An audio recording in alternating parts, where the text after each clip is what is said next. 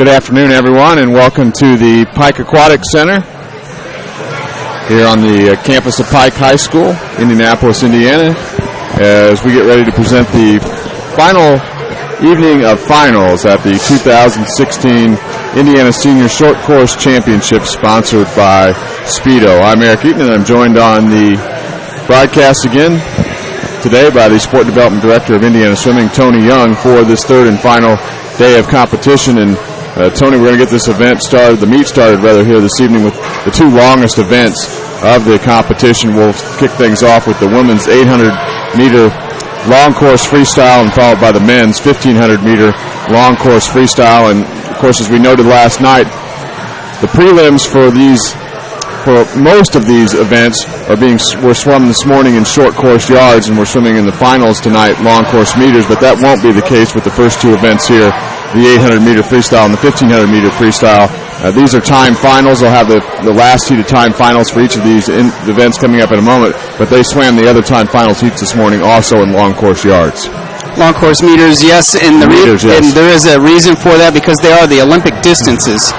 Now, in the Olympic Games, in the United States, we have the alternate events for women, the women 1650. They don't swim the 1500 for women in the Olympic Games, and the men's 800. They don't swim the 800 in the Olympic Games for men. So they only have one distance event at the Olympic Games, but this is the opportunity for our athletes to qualify for Olympic trials. So by design, we've kind of changed the format. They're swimming slowest to fastest throughout the day. Many times in our format, we swim the fastest athletes first so they can get home and get rest for finals. We're taking on a different structure this time, so we're leading everything up to the fastest heat. And our top 10 swimmers, because we're swimming in a 10-lane pool here at Pike Aquatic Center, will be swimming in this championship heat. Now, when you say championship heat, that's not exactly correct. It's just the top 8 seeds. Top 10 seeds in this instance. And you got me again. I got to remember. What a wonderful facility at Pike Aquatic Center. We're going to the national anthem. We'll pause briefly.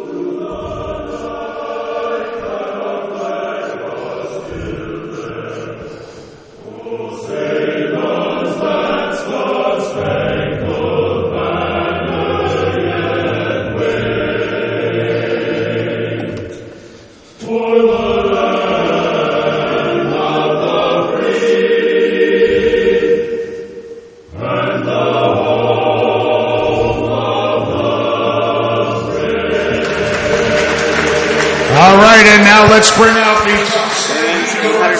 So we'll keep it right here with Mike Miles. He's going to introduce our 10 participants in the women's 800-meter long course freestyle final. Here's the voice of the pool deck, Mike Miles.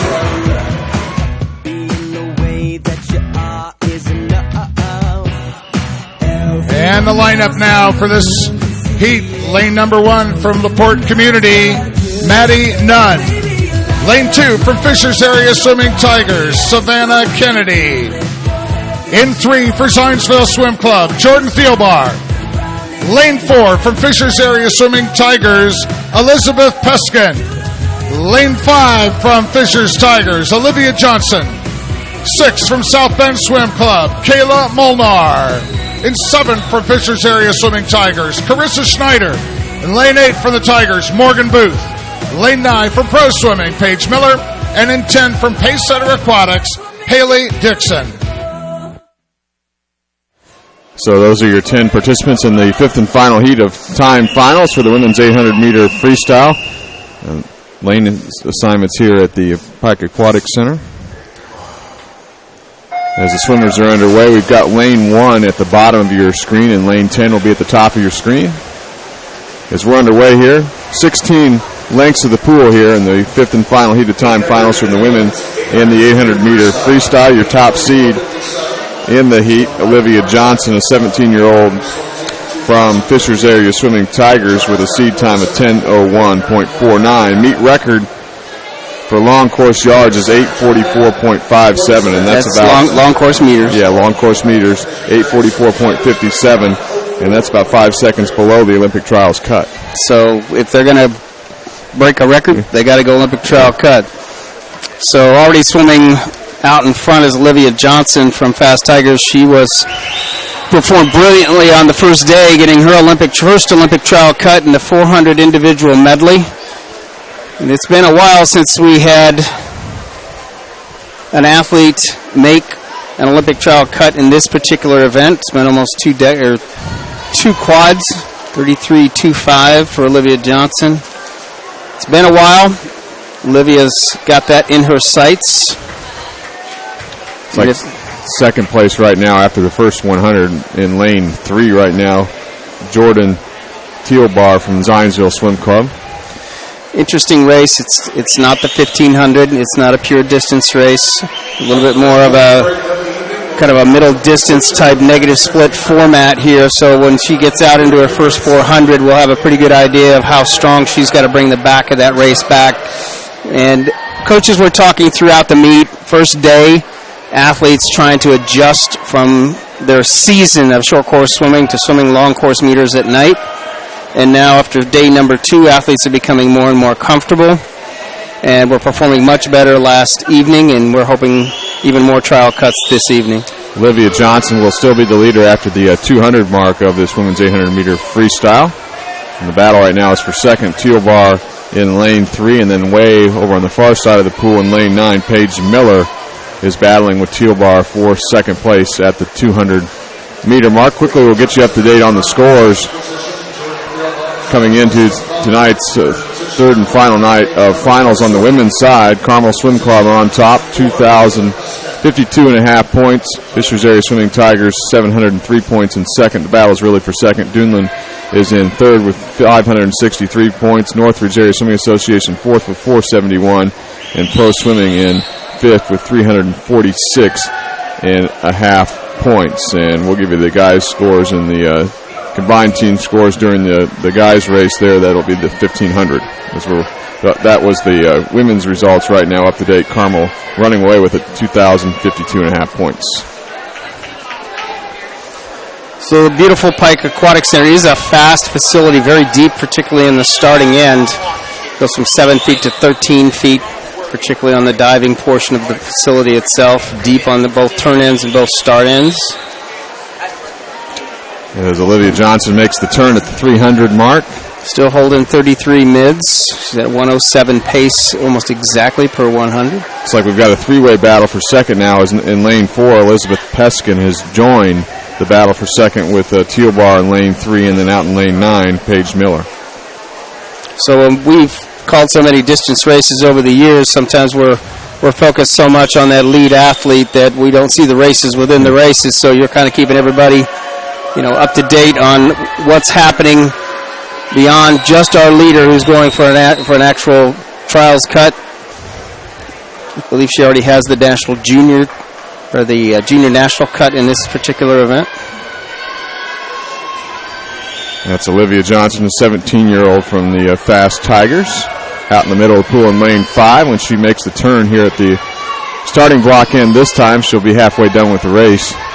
She looks really strong, pretty smooth. She's got to be out under 425. This is the halfway point, 426. Still holding 107s. 426.45. So she's going to have to negative split to get the Olympic trial cut.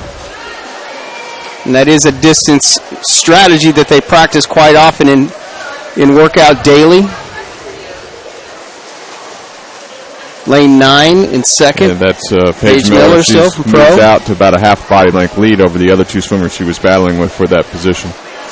And sometimes in some of the races that we've seen over the weekend, the athletes in particular that are going for trials, you'll see a great deal of distance because that's the caliber of athlete that we have in Indiana swimming.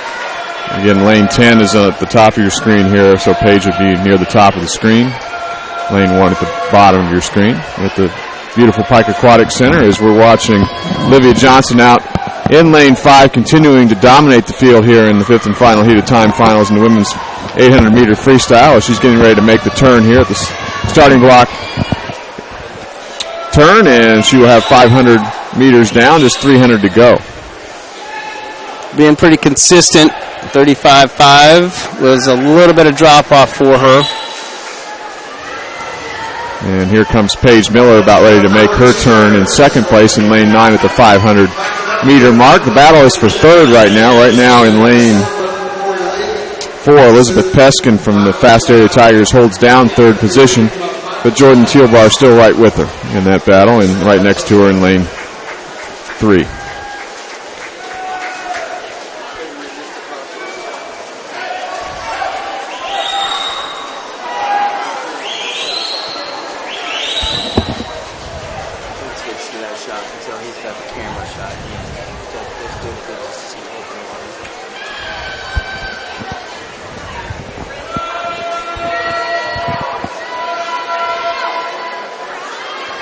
Olivia Johnson now making her way towards the turn here in the completion of 600 meters. The leader out in lane 5. And she makes the turn, and she's got 200 meters left here in the 800-meter free. 34.0 on that 50 split. Paige Miller in second by more than a body length now out in lane 9, getting ready to make her turn at the 600-meter mark. And moving out to about a body length lead in third place now is Elizabeth Peskin in lane 4. She makes the turn at the 600-meter mark. You can see from our camera crew, get an idea of where the rest of the field is. And those shots when you see Olivia turn back, and you'll see the other athletes in the field. Olivia having a dominating performance here.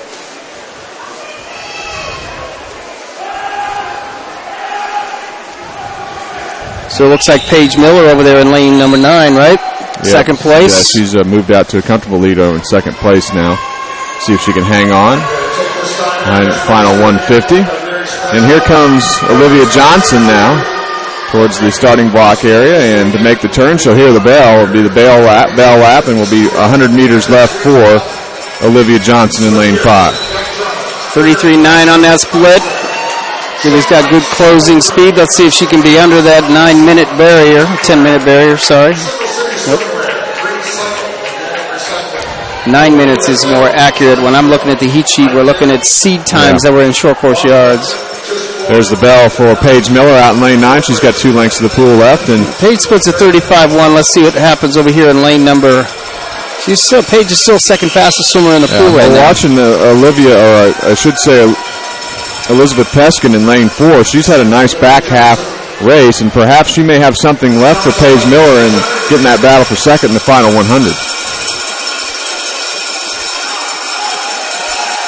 Nobody's going to catch Olivia Johnson, though. She's on her way home. Final lap. The question is, what will be her winning time?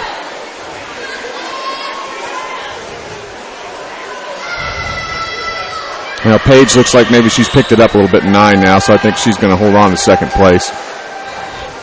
Dominating performance. Olivia Johnson, she's going to break that 9-minute barrier. She does. 850.84 for Olivia Johnson, the winner in the women's 800-meter freestyle from the Fast Tigers. Second place is going to go to Paige Miller in the heat, but again, this is her time final, so the individuals that swam in prelims this morning can also place. And we'll see what Paige's final time is. Second place in the heat, 9:20.11. Good for second place, Paige Miller in lane 9. And third place in lane 4 goes to Elizabeth Peskin with a time of 9:25.38. Elizabeth from the Fast Tigers. So the Fast Fishers Area Swimming Tigers go 1-3 in the final heat of the 800-meter freestyle for the women.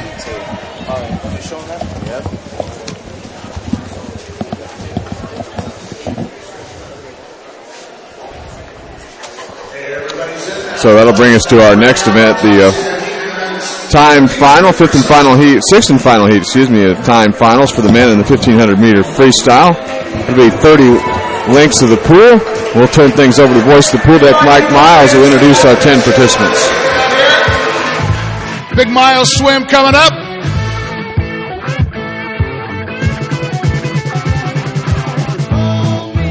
In lane 1 for Fishers Area Swimming Tigers, Kyle Fernstein.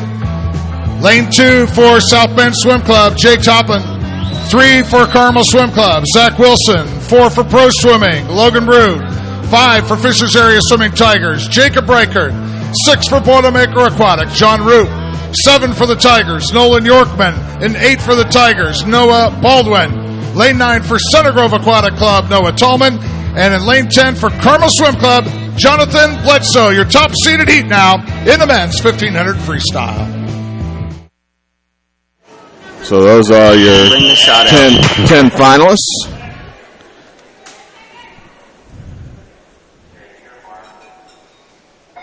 For the metric mile, the men's 1,500-meter freestyle. And your top seed in lane 5 is Jacob Reichert, 18-year-old from the Fast Tigers with a seed time of 16:05.07.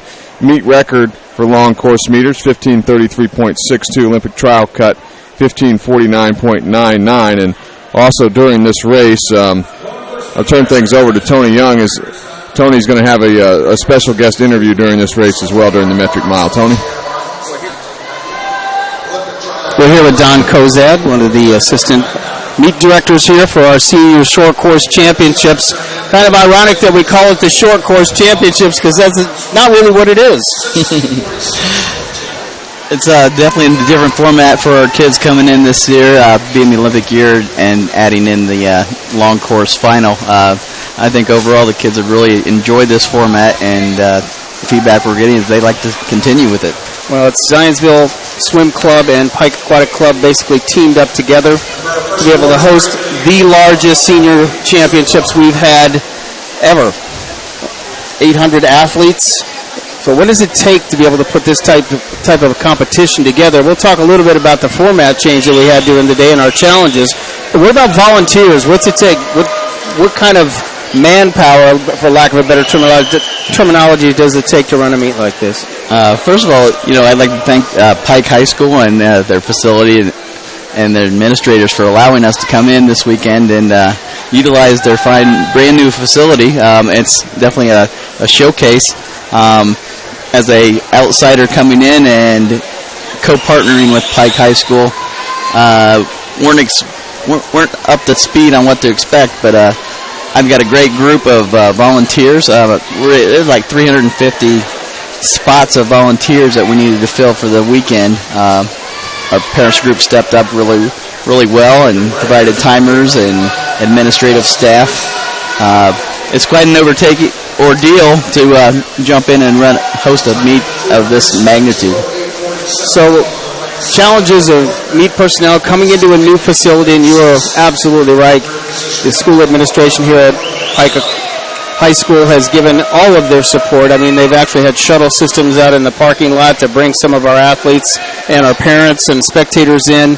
They've been tremendously helpful with some of the technology that we have had to make coexist, from swimming timing systems to the school itself. But when we were switching over, this is a short course, kind of a unique format, short course yards and prelims, long course meter and finals. So what is it, how did we get that changeover? What did it take for that changeover to happen? That's a new ordeal in itself, with Pike being a new facility and their staff not being accustomed to moving the bulkhead. It's about a 30-minute process of airing up the bulkhead, pushing it to the other end, removing lane lines and touch pads, starting blocks, and then turn around and put it right back. So that changeover occurred twice daily.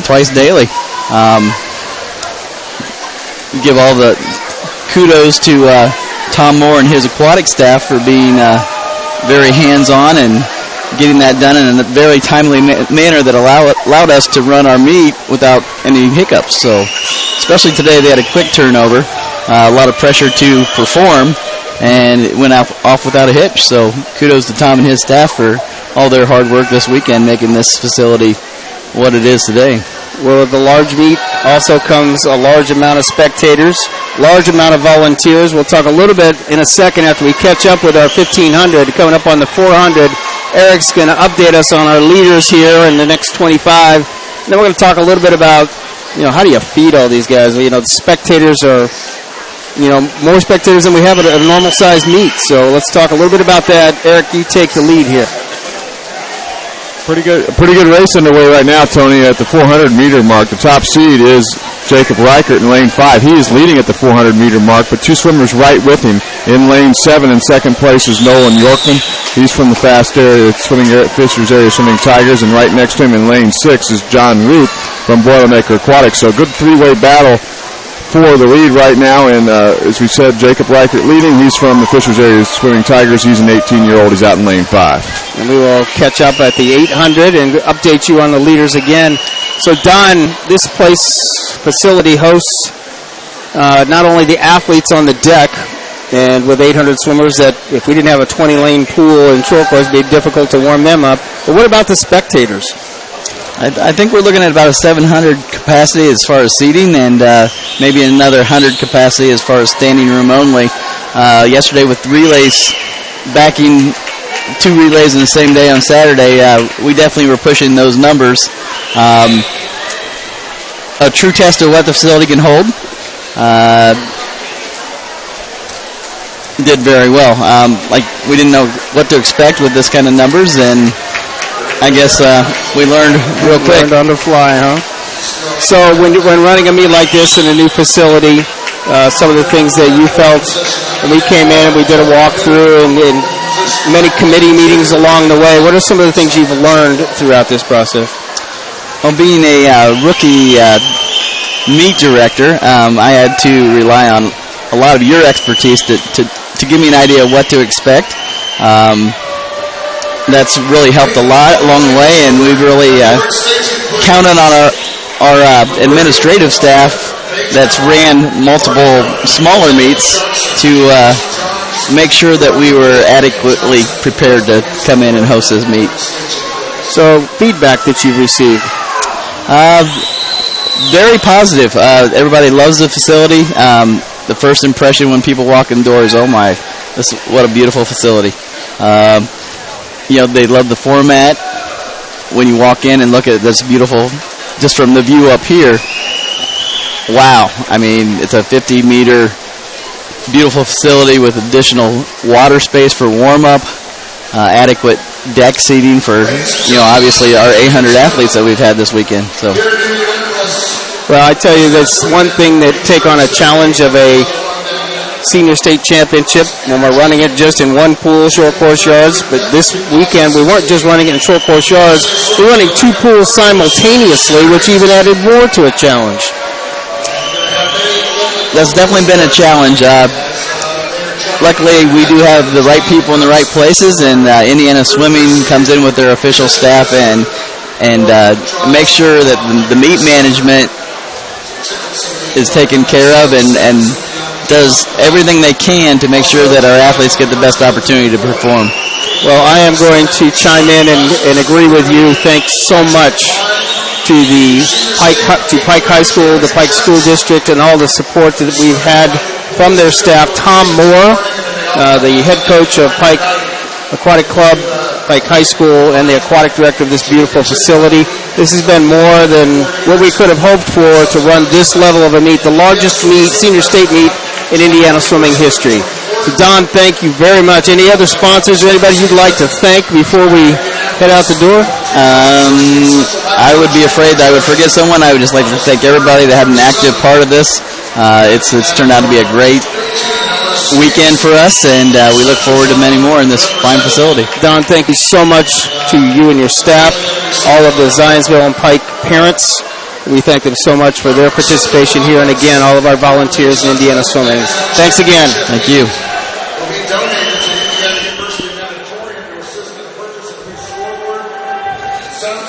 So we're getting ready to come up on the completion of the 800-meter mark as the leader, Jacob Reichert, in lane 5 has pulled away a little bit from the 2 swimmers he was battling with earlier in the race for first place as Reichert makes the turn in lane 5. 800 meters down here in the metric mile, the 1500. Second place in lane 7 right now. He makes the turn. That's Nolan Yorkman from the Fast Tigers. And third place at the 800 meter mark right next to him in lane 6 is John Root from Boilermaker Aquatics. And pretty good battle for fourth place between lanes 2 and 4. Lane 2 is Jake Toppin, and lane 4 is Logan Brew. You're right, Jake Reichert is the only swimmer in the pool right now holding 33-second splits.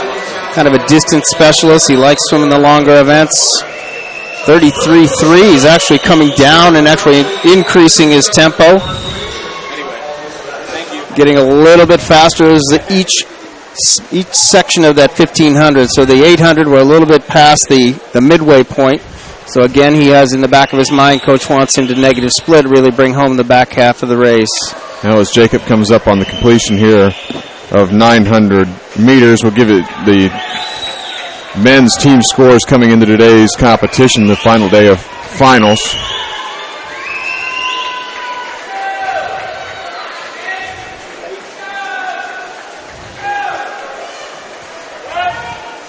All right, we've got another quick interview here. And we do have Tom Moore, head coach of Pike Aquatic Center, Pike Swim Club and Pike High School, and as well as being the aquatics director for this beautiful facility. Don and I covered a lot of the thank yous for all of the people at Pike High School and Pike School System. But Tom, tell us a little bit about just the facility, the beautiful facility itself. You know, it just opened when? January 4th was the first day we officially opened for business. So as this pool has how many gallons of water? I remember seeing this on a video that was put together by the school system. Almost 800,000 gallons of water. And that's just in the main tank itself? That is both pools. So I believe it's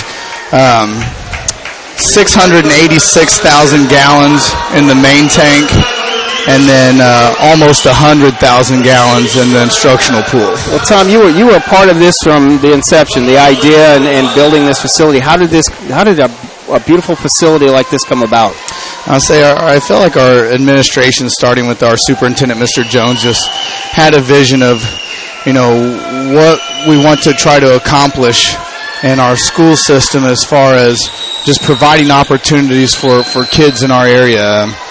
We are a minority-driven school corporation, and you look at the statistics with like minority drowning rates, and we just wanted to offer something else for the kids to do.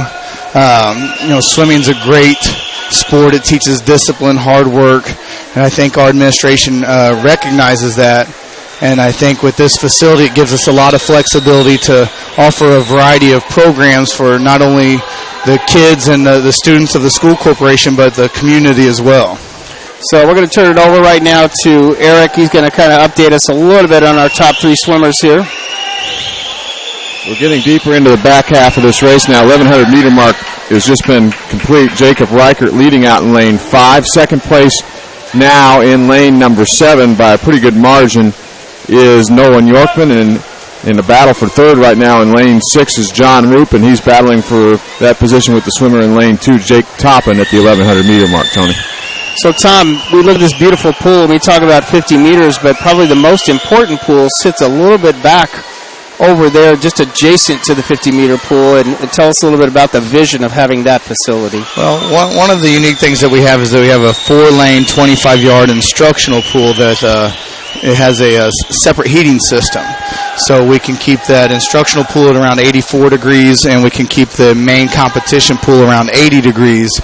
That instructional pool, and one of the phrases I tried to throw around as much as I could, a drown-proof community. I know we are expanding our swim lessons program. We're going to run those year-round, Saturday lessons, weeknight lessons. During the summer, we'll run lessons during the daytime. So that instructional pool, I think, is what we're going to use to help save lives and to hopefully build our swimming program as well. And you've hired an assistant on your aquatic staff to help spearhead some of the aquatics programs, and tell us a little bit about him. Yeah, his name's Jose Gonzalez. He just recently graduated from Ball State University.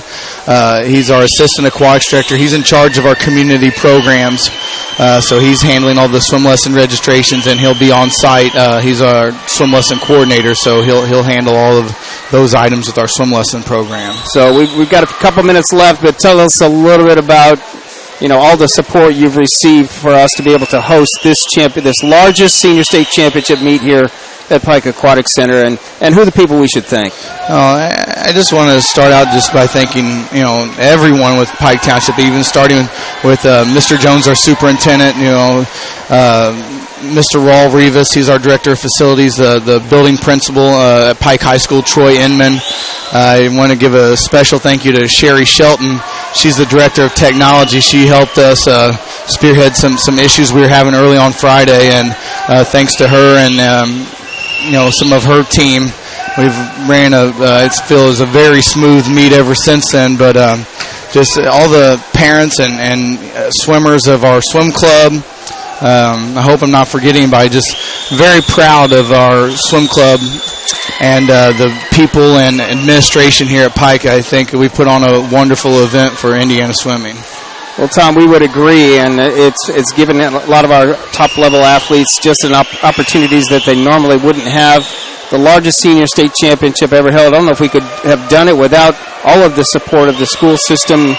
And you've treated the athletes and the parents just wonderfully, and we see your school administration walking around being very supportive of this event. We would love to be a long-term partner with Indiana Swimming. So, Tom, thank you again for all of your efforts and everybody that's put in the time here. We've got 100 to go in the 1500. Eric, you take it from here. There's the bell as Jacob Reichert, who's led from the get-go here in the men's 1500 in lane 5, makes the turn with 2 lengths of the pool to go. Second place in lane number 7 right now is Nolan Yorkman. He gets the bell. And in third place in lane 6 right now is John Root from Boilermaker Aquatics, but in a good battle for third with the swimmer in lane 2, Jake Toppin. As I wanted to give you a quick update on the men's team standings into the 1500 here tonight. Carmel Swim Club on top with 1,076 points. Northridge Area Swimming Association in second with 832 points. Northwest Aquatic Club in third with 692. Fourth place, Zionsville Swim Club, 603 points. In fifth place right now in the men's team scores heading into tonight's final session of finals, Duneland with 596.5 points. Close-up shot of your leader, and he's been leading from wire to wire, Jacob Reichert from Fishers Area Swimming Tigers. Boy, has he put his best effort into this. His tempo hasn't slowed down from lap number 1. Here comes Jacob. He'll finish first here in the sixth and final heat of time finals for the men's 1500. Winning time, 16:31.63. Actually, 16:35.27 for Jacob Reichert in lane 5, the winning time. For second place will be Nolan Yorkman in lane 7. Pretty good back half swim by him. We'll get his time here in a moment, 16:51.99. Third place went to John Roop in lane 6 with a 16:54.44. A lot of races still going on within the race. Again, these were the top 8 seeds seeded by yards. A little bit different race in long course meters, a lot more swimming. So as Eric mentioned earlier, this is a time final event, so some of the athletes that swam earlier in the day may reach that podium. But your winner, Jacob Reichert from Fishers Area Swimming Tigers. Real quickly, an update on the combined team scores coming into the final day of competition here at the 2016 Senior Short Course State Championships, sponsored by Speedo.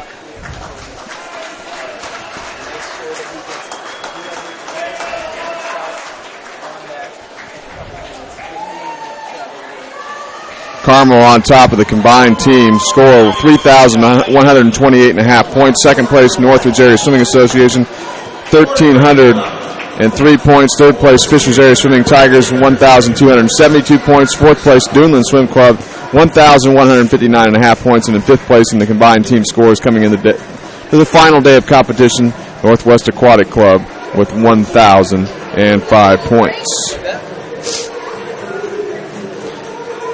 Our next event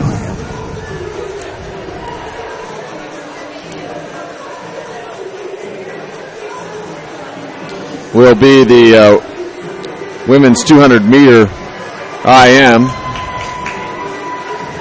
It'll be the D final for 15 and 16-year-olds. And that'll come up after a short awards break. We're going to have an awards break, and we'll have the awards for the women's 800 and the men's 1500 meter when those individuals step to the awards podium over on the far side of the pool by the instructional pool. We'll have that for you, and we'll turn things over to Mike Miles, voice of the pool deck, here in a moment. But we're going to have the women's 200-meter IM coming up after the awards break, be followed by the men in the same event, and then we'll have the 200 freestyle event and the 100 butterfly event. Long course meters will wrap things up today here at the Pike Aquatic Center. So I know that some of the events that are upcoming, there's a lot of athletes that, in particular in the 200 IM, the 200 free, and in the 100 butterfly, all have goals of reaching the Olympic trial time standard. It's kind of neat to be able to say that our state championships, we can put together just an amazing format in an amazing facility and give our athletes here in Indiana the opportunity to try to reach Olympic trials. So great vision by our coaches and our leadership in Indiana swimming. And our coaches have to buy, isn't something that you just host the meet and then everybody comes. The coaches really have to know this long in advance because they have to prepare their athletes for this type, not only for the state championship, but prepare them for swimming long course meters and short course yards, and that's pretty difficult considering they've been training short course yards all season for high school. Now they have to have a different mindset. So they're not just coaching throughout the season. They actually have to coach more at the meet and teach them different techniques and pacing skills here live at the meet itself. And, of course, next weekend, Tony, you and I will be back on the air with webcast for the age group state championships from the IU Natatorium in downtown Indianapolis. Well, let's talk a little bit about some of the upcoming events in Indiana swimming. We have, obviously, our age group state championships coming up. Is Mike ready for the awards down there? Let's turn things over to Mike Miles, and then we'll get back to the upcoming schedule here in a moment. As they come up onto the awards podium,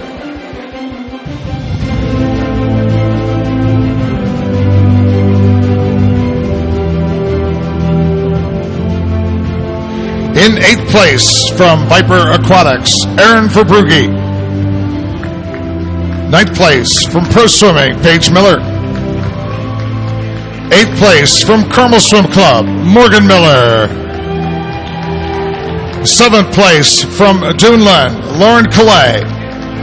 6th place from Mako Swim Team, Maddie Johnson. 5th place from Northridge Area Swim Association, Katie Hughes. 4th place from Fishers Area Swimming Tigers, Maggie Johns.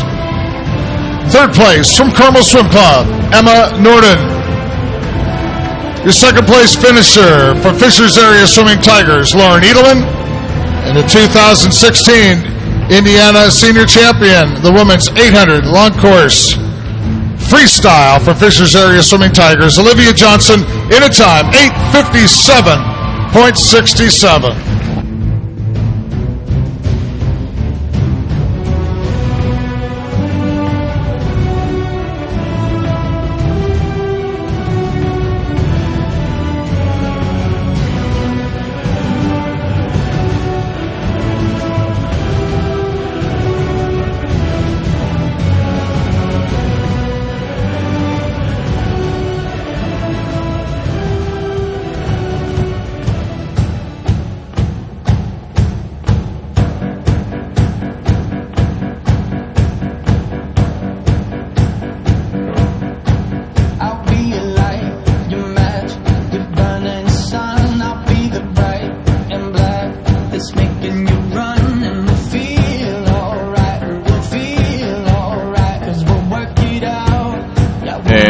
We'll be back with more awards here in a moment. Tony, update us on the upcoming schedule. Well, right now, in conjunction with this particular meet, we have the NCAA Division II Swimming and Diving Championships going on concurrently down at the IU Natatorium. In June, we're going to have the USA Swimming Arena Pro Series here at the IU Natatorium, where some of the top Olympic athletes or potential Olympic athletes will come into Indianapolis for their final tune-up before the Olympic trials and trying to make the Olympic team. This is a great, 2016 is the Team Indiana Olympic year, kind of. We have the Indiana Swimming Swim Fest, which is a combined age group and swimming championships where we use 2 separate facilities for prelims and bring our age group and our seniors together for our finals at the IU Natatorium. And the prelims will be held right here at Pike Aquatic Center for our seniors, and that is July 21st through the 24th. And lastly, the 2016 Central Mega Zone Championships, 15 different LSCs, and that includes the state of Indiana. All of our athletes are going to combine together as all-star teams to race against each other at the IU Natatorium August 3rd to the 7th, and that is for your 14 and unders. So that is an age group defined meet. So this is a summer of the pipeline athlete, defining where our next future athletes are. We're watching some of our Olympic trial specialists here at the senior championship meets, potential second swims, or even a spot on the Olympic team. But we're also building programs to help develop that next group for 2020. And we're getting ready for the next event now. Coming up here shortly, it'll be the women's 200-meter IM D final.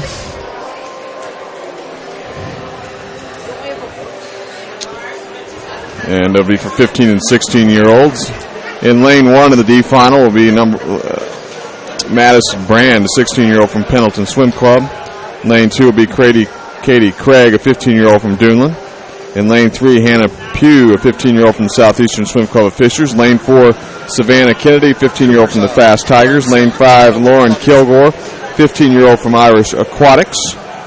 Lane 6, Hannah Harley, 15-year-old from Newburgh Sea Creatures. Lane 7 will be Allie Sparing, 16-year-old from the Fast Tigers. Lane 8, Rachel Young, 15-year-old from Carmel Swim Club.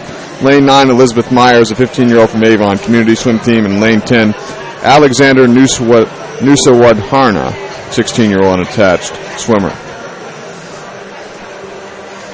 And the interesting, athletes are kind of creatures of habit. They have superstitions.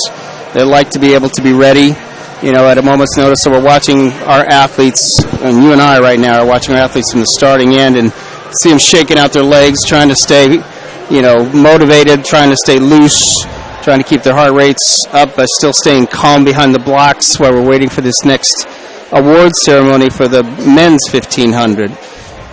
200 IM long course meters, again, a little bit different race. Not as many walls. We talked about that last night, but again, back-to-back miles for the awards in the men's 1500.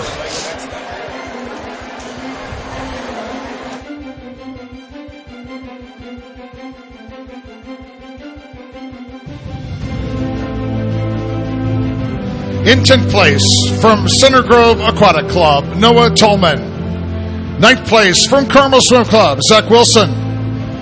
8th place from Pro Swimming, Logan Brute. 7th place from South Bend Swim Club, Jake Toppin. 6th place from Boilermaker Aquatics, John Roop. In 5th place from Duneland Swim Club, Nick Hannes. 4th place from Fishers Area Swimming Tigers, Nolan Yorkman. 3rd from Northridge Area Swim Association, Connor Glenn. In 2nd place from Crown Point Swim Club, Evan Holland. And the 2016 Indiana Senior Long Course Champion in the men's 1500 freestyle from Fishers Area Swimming Tigers, Jacob Reichert. In a time, 16:35.27.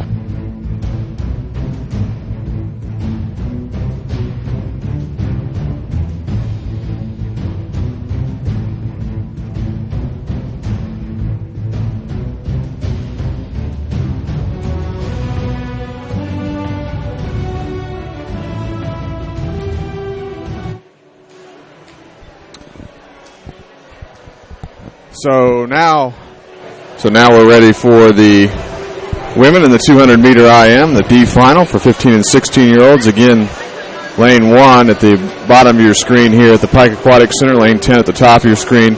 Madison Brandon 1, Katie Craig in 2 here in the D final. Lane 3, Hannah Pugh. Lane 4, Savannah Kennedy. Lane 5, Lauren Kilgore. Lane 6, Hannah Harley. Lane 7, Allie Sparing. Lane 8, Rachel Young. Lane 9, Elizabeth Myers. And Lane 10, Alexandra Nusa Wardhana.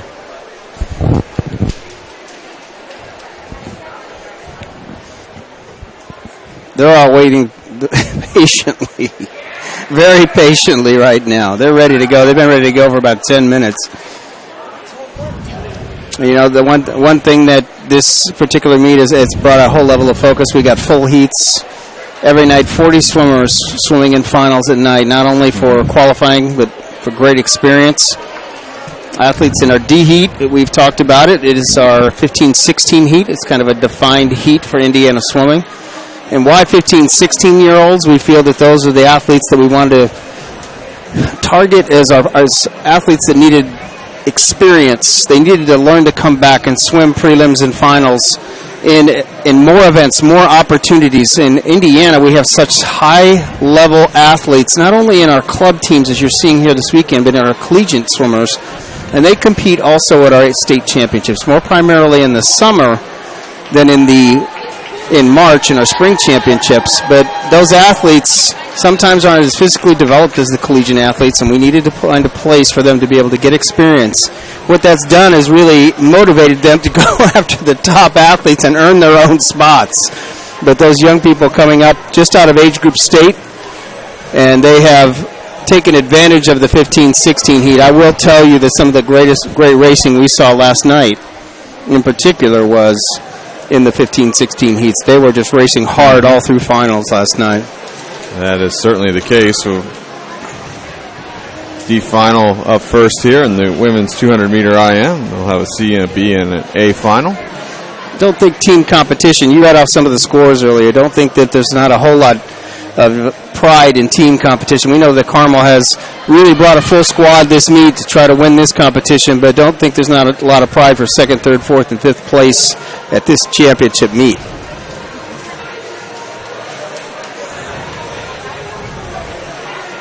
And again, the seating for the women in the 200-meter IM for the long course meters here tonight was done this morning in prelims, but these young ladies swam yards, short course yards this morning to set up the finals tonight.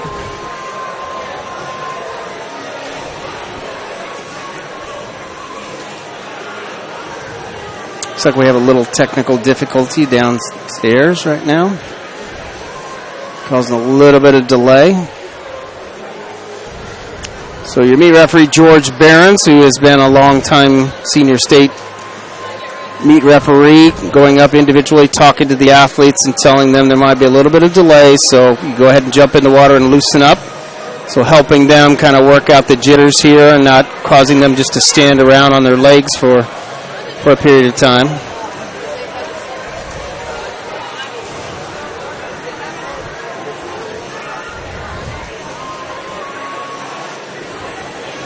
So a little bit of delay here. When we return to swimming, it will be the women's 200-meter IM.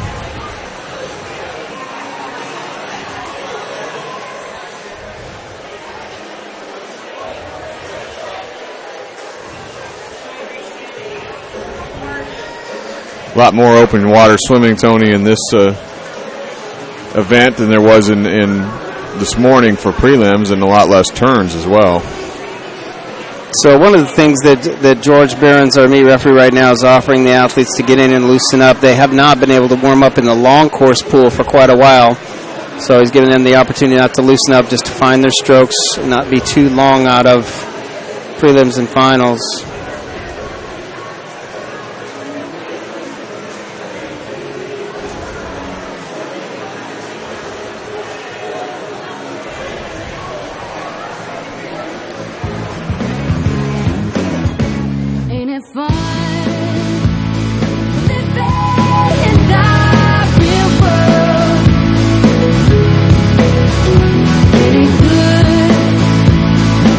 Yeah, all I love.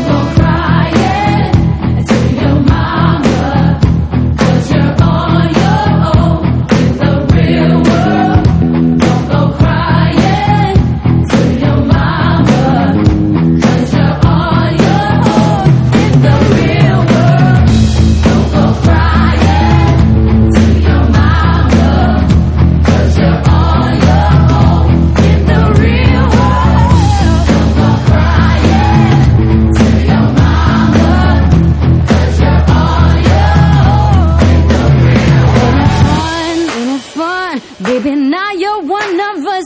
Ain't it fun? Ain't it fun? Ain't it fun? Ain't it fun? Living in our real world.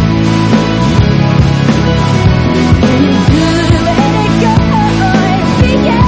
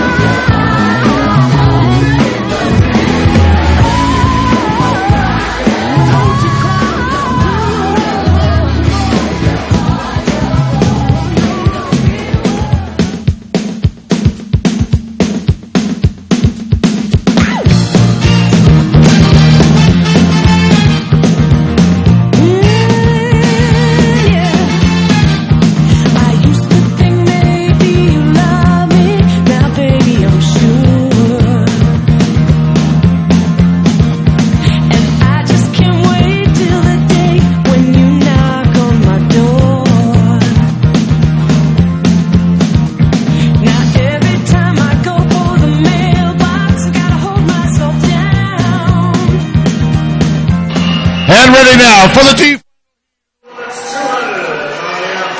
So we're ready now for the D final for the women in the 200-meter IM. Lane 1, Madison Brand. Lane 2, Katie Craig. Lane 3, Hannah Pugh. Lane 4, Savannah Kennedy. Lane 5, Lauren Kilgore. Lane 6, Hannah Harley. Lane 7, Allie Sparing. Lane 8, Rachel Young. Lane 9, Elizabeth Myers. And Lane 10, Alexander Nusa Wardhana. That's the D final for the women in the 200-meter IM. For those of you watching at home for the first time on our Indiana Swimming Broadcast Network, 200 IM, 50 meters of butterfly, followed by 50 meters of backstroke, then transitioning to 50 meters of breaststroke, with the final leg of the 200 IM being freestyle. Our vantage point is at the starting end, so we'll use the scoreboard to try to pick out your leader at the 50.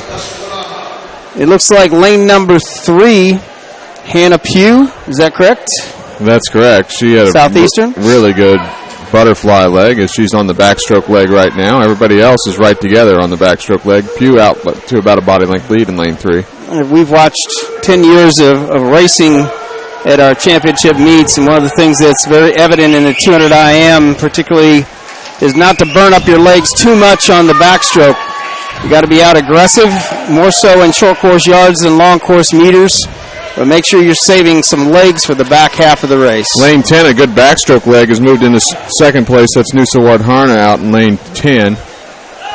Still Pugh out in lane 3. Hannah Pugh leading as they have just transitioned to breaststroke. And as you can see, here come the breaststrokers in the field. Breaststroke is a race that in 50 meters is not swum at the same tempo, a little bit more of a defined body line. The athletes trying to work more efficiency in the 200 IM than tempo. When it comes to the 200-meter IM compared to yards, not as much racing underwater. We've mentioned it for a couple nights. Not as many turns, not as many opportunities for push-offs. Breaststrokers looking like they're coming up on Hannah, but she's right now still holding a slight lead going into the freestyle transition. Yeah, Hannah Pugh in lane 3 that tightened up on her a little bit in the breaststroke leg there.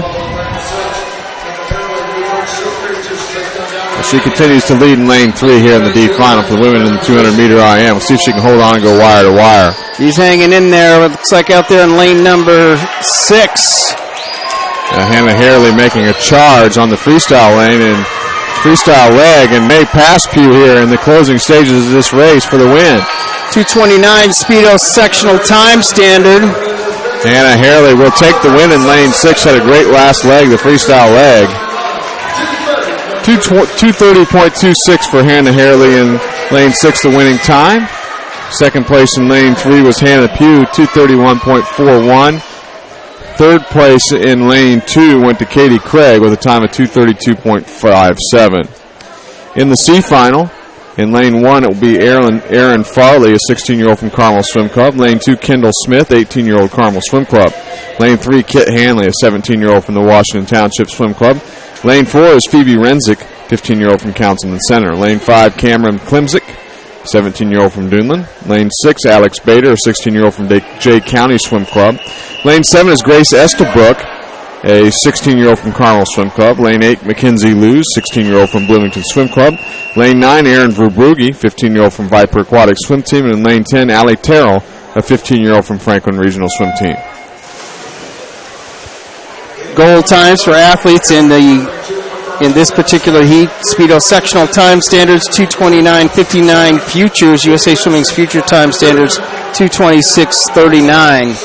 Those are important meets in the development of our athletes, getting them to swim against higher and higher level competition throughout their swimming career. In the stroke rotation here, butterfly, backstroke, breaststroke, freestyle here in the 200-meter IM. Long course. Transitioning now to the backstroke. Looked like lane 1 might have jumped out in front after the butterfly, Erin Farley.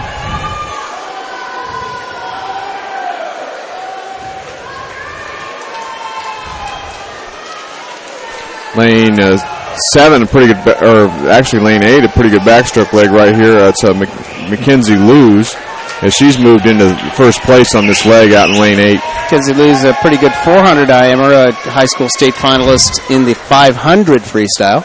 Mackenzie transitioning now to the breaststroke leg of this 200-meter IM event. She's out in lane 8 in first place. Second place in lane 8 and lane 1, is Erin Farley.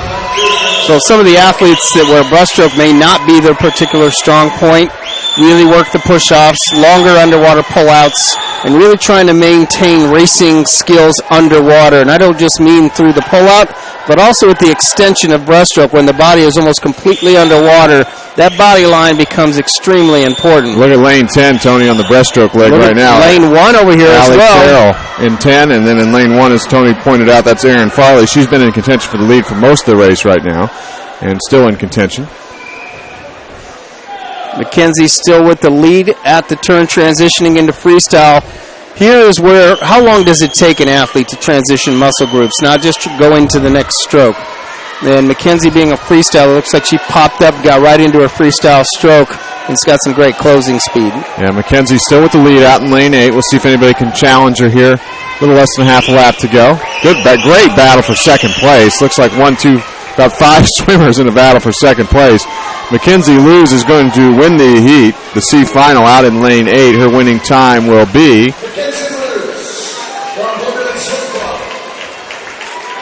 2:26.31. Second place in lane 2 went to Kendall Smith with a 2:29.15. She wins that great battle for second place. Third place in lane 10 to Allie Terrell with a time of 2:29.52. In the B final, in lane 1, it will be Megan Ronci, a 17-year-old from Pro Swimming. Lane 2, Ann Vormar, 18-year-old from Jay County Swim Club. Lane 3, Maddie Johnson, a 15-year-old from Mako Swim Team. Lane 4 is Kylie Sutherland, an 18-year-old from the Southeastern Swim Club of Fishers. Lane 5, Lauren Miller, 16-year-old from the Northridge Area Swimming Association. Lane 6, Jordan Polderman, 17-year-old from Three Rivers Aquatic Club.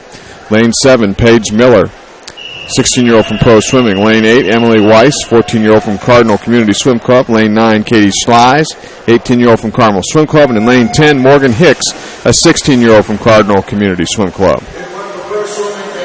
After watching through the short course season, watching the athletes being able to relax their stroke a little bit on they're in racing mode right now, but they also have to be in long course mode. Coaches are telling them they want you to build the first 50 fly, don't sprint the first 50 butterfly, to be able to save a little bit of legs on the backstroke in the middle part of the race. Got lane number 4 with your early lead. Looks like Kylie Sutherland from Southeastern Swim Club. Kylie's got a pretty good backstroke as well.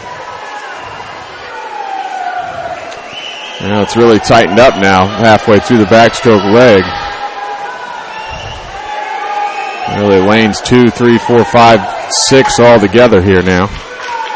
In a field this tight, transitions, which means not just transitioning muscle groups, but let's watch this turn in particular. Let's watch the turn from backstroke to breaststroke. Kylie Sutherland does a back to breaststroke turn, which isn't just grabbing on the gutter and turning around, and it increased her lead just by about a half a body length just because of how she transitioned from backstroke to breaststroke.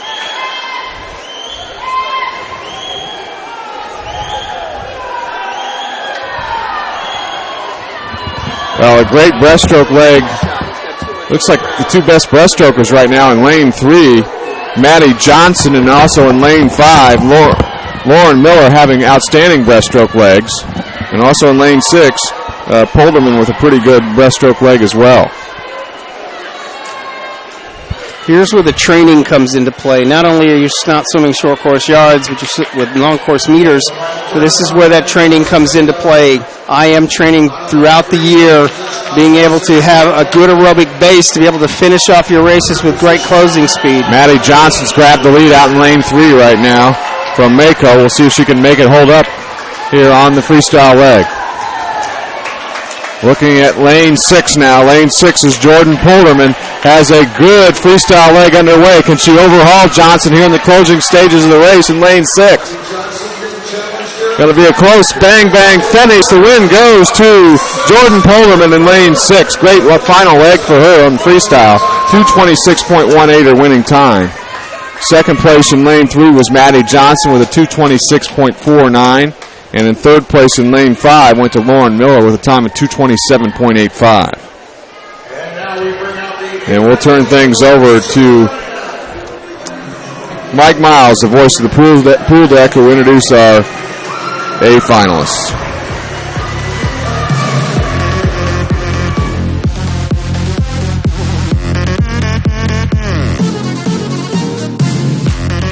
Swimming in lane 1 for Northridge Area Swim Association, Sydney Emerson. 2 for Avon Community, Natalie Myers. And 3 for Carmel Swim Club, Jackie Pash. In 4, also for Carmel, Sammy Burchell. 5 for Washington Township, Carly Mercer. In 6 for Fishers Area Swimming Tigers, Lauren Edelman. 7 for Duneland Swim Club, Vanessa Krause. In 8 for the Fast Tigers, Olivia Johnson. 9 for South Bend Swim Club, Abby Kirkpatrick. And in 10 for Northwest Aquatic Club, Zoe Toscos. A final now in the women's 200 IM.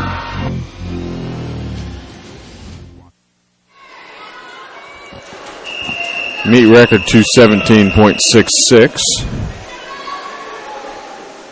Going to have to go that Olympic trial time standard to break that meet record. Again, Carly Mercer, 24-year-old from Washington Township, a Purdue graduate, NCAA finalist and Big Ten champion. Also somebody that is trying to, not only has her Olympic trial cut, but trying to pick up another Olympic trial cut this evening, potentially in the 200 IM. Yeah, Carly was an individual state champion in high school swimming in the state of Indiana at Hamilton Southeastern. A final heat underway in the women's 200 IM. Meet record for this event. Carly, your leader, 29.21. Swum by Rainey, Irish Aquatic in 2013. Over lane number 6, Lauren Edelman, who had just an outstanding 400 individual medley and an Olympic trial time standard earlier in the competition. She'll be moving up in the backstroke and the breaststroke. Lauren's breaststroke is strong. Over here in lane number 4, moving up is Sammy Burchell. Sammy also an Olympic trial qualifier in the 400 individual medley. Now, right now the race is between the swimmers in lanes 4 and 5. That's Burchell and Mercer as they're going to transition to the breaststroke leg right now. Out of the top 3 swimmers, Sammy Burchell with a back-to-breast transition, puts her in the lead. She's also your high school state champion in the 200 individual medley. Of course, that was short course yards, swimming long course meters here. And here's where Lauren Edelman's efficiency comes into play. Not as many walls, but she loves long course meters, one of our national finalists. Yeah, Lauren's in lane 6, making quite a move on the breaststroke leg. But it's also going to take closing speed, not just the breaststroke leg. If you can get through the breaststroke and have some legs left, but Lauren just looking more and more efficient. She's going to outsplit everybody by 2 seconds probably in this split. Yeah, Carly Mercer in lane 5, a really good freestyler. So we'll see what happens here. Three-way race for the championship here is in lanes 4, 5, and 6. Every evening that we've had an A final, the young women have not disappointed. Always 3 going for the championship each night. Edelman hanging on to the lead in lane 6. Here comes Burchell in 4. 8 seconds left for Olympic trial cut. Can they get in? Can somebody knock off that trial cut? It's going to be Edelman in 6 with the win. Lauren takes the win. 2:18.08. She does get the Olympic trials cut. Second place in lane 4, Sammy Burchell, 2:18.86. And in third place in lane 5 was Carly Mercer with a 2:19.69. The last 100 meters of that race was outstanding, and Edelman made her charge on the breaststroke leg and held on the freestyle to get an Olympic trials cut and the win in the race.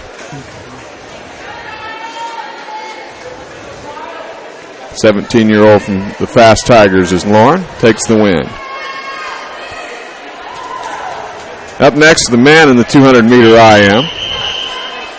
In the D final, in lane 1, it will be Andrew Morozov, 15-year-old from Carmel Swim Club. Lane 2, Zach Wilson, the 15-year-old from Carmel Swim Club. Lane 3, Chase Chastain, 16-year-old from SWAC. Lane 4, Kyle Hayflich, 16-year-old from the Fast Tigers. Lane 5, Tim Bennett, 15-year-old Washington Township Swim Club. Lane 6, Andrew Rafalco, 15-year-old from Carmel Swim Club.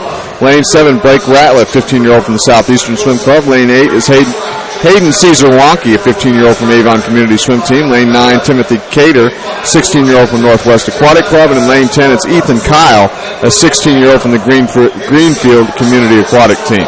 Speedo sectional time standard, 2:17.69. This particular heat of young 15, 16-year-olds. Definitely got a shot at that. We got some of our bright young stars here in this 15-16 heat.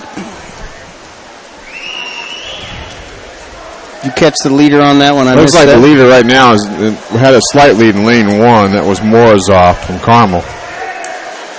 But on the backstroke leg, lane 8 actually coming on really strong. That's Hayden Caesar Wonky. He's got a beautiful backstroke. Looks like he's got a great catch. Really pulling a ton of water here. Got a body length lead. Kind of glided in a little bit into that transition. So a great point. Gliding into that transition obviously allows your competition to catch up that much. Take a quarter of that lead that you just built away. So times in and out of the walls just as important in long course meters because there's less. Mm-hmm. Looks like out in the middle of the pool right now on the breaststroke lane 6 making a move. That's Rafalco from Carmel Swim Club. Rafalco, one of the breakout swimmers for the high school team this year. We saw him race last evening as well in the 200 breaststroke. Makes the turn to the freestyle now. So he's got the lead in lane 6. Split 38.32, almost a second and a half faster than anybody else in that field on that breaststroke leg. More than a body length lead for him now. Andrew Rafalco in lane 6. Here in the D final for the men in the 200-meter IM. Speedo sectional time standard again, 2:17.69. Futures cut 2:12.79. So Andrew Rafalco in lane 6 is going to win the D final. We'll see what his winning time is.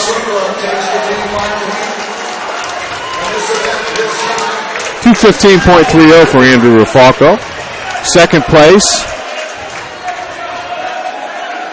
in lane 5 to Tim Bennett, 2:18.21 his time. Third place in lane 9 to Timothy Cater with a time of 2:18.76. In the C final, in lane 1, it will be Sam Kravitz, 16-year-old from Dunlin. Lane 2, Jack Fransman, a 16-year-old from the Zionsville Swim Club. Lane 3 is his teammate, Brock Brown. He's a 16-year-old. Lane 4, Spencer Ball, 17-year-old from Lawrence Swim Team. Lane 5, Paul Gabbert, 16-year-old from Lawrence County Aquatics. Lane 6, Luke Barrett, a 17-year-old from the Michiana Stars. Lane 7 is Ken Howder, a 16-year-old from Northwest Aquatic Club. Lane 8, Brady Robinson, a 16-year-old from Pro Swimming. Lane 9, Ethan Park, 17-year-old from the Warren Aquatics Club. And in Lane 10, it's Nathan Carlson, a 15-year-old from the Duneland Swim Club. Called a lot of these names over the past few days. Ken Howder, Spencer Ball, Brady Robinson have all been athletes that have had multiple swims throughout the weekend. It's like lane number 2 with the early lead going into the fly leg. Jack Fransman. Jack Fransman, your your high school 50-yard state champion, but also showed his prowess in the 100 backstroke. Kind of surprised a lot of people last night with a third place finish in the 100 back, showing that he's more than a freestyler. And tonight he's trying to show everybody he's an IMer. Yeah, he's still got the lead out in lane 2 right now, here on the backstroke leg. Jack Fransman. It's like making a move on the backstroke leg. The swimmer in lane 6 right now, that's Luke Barrett. He's moved into second place. Transitioning now to breaststroke, these athletes are. Jack made sure he had a big breath before he went into that breaststroke leg. Here comes out here in lane number 6, or is that 7?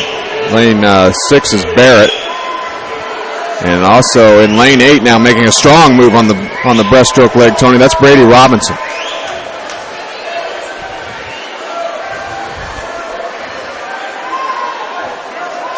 It's like Brady Robinson and Ken Howder kind of battling out over there as well, but who is that in the... Luke Barrett in lane 6 continuing to lead as he's going to transition now to the freestyle leg. He really attacked his wall, too. He didn't just glide in. He really got up on top of the water and kind of dove into that wall, giving him some momentum coming out on the freestyle. So great turn. Now Luke from the Michiana Stars. We'll watch Fransman over in lane 2 as Tony talked about, high school state champion in the 50 free. He's got an enclosing speed, but still out in lane 6 is Barrett. And Luke's going to take the win in the C final from the Michiana Stars. His winning time, 2:15.81. Second place went to lane 7 and Ken Houter with the time of 2:16.96. Third place in lane 8 was Brady Robinson with a 2:17.33.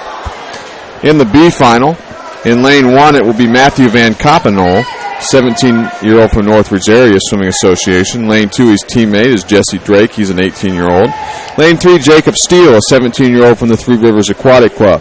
Lane 4 is Bryce Warner, 16-year-old from the SWAC Swim Team. Lane 5, Luke Ingram, an 18-year-old from the Fast Tigers. Lane 6, Camden Koch, 17-year-old from Northridge Area. Lane 7, Brett Sherman, 16-year-old from Carmel Swim Club. Lane 8 and 9 are a couple of Michiana Stars, 18-year-olds. Lane 8 is Anthony Vernasco. Lane 9, Tim Greasy. And lane 10 is Nolan Yorkman, a 16-year-old from the Fast Tigers. Nolan just finishing second in the 1500 just earlier in the competition. We got some great IMers here. So we're looking for some futures time standards, getting closer to the Junior Nationals. USA Swimming Speedo Junior National cut as well.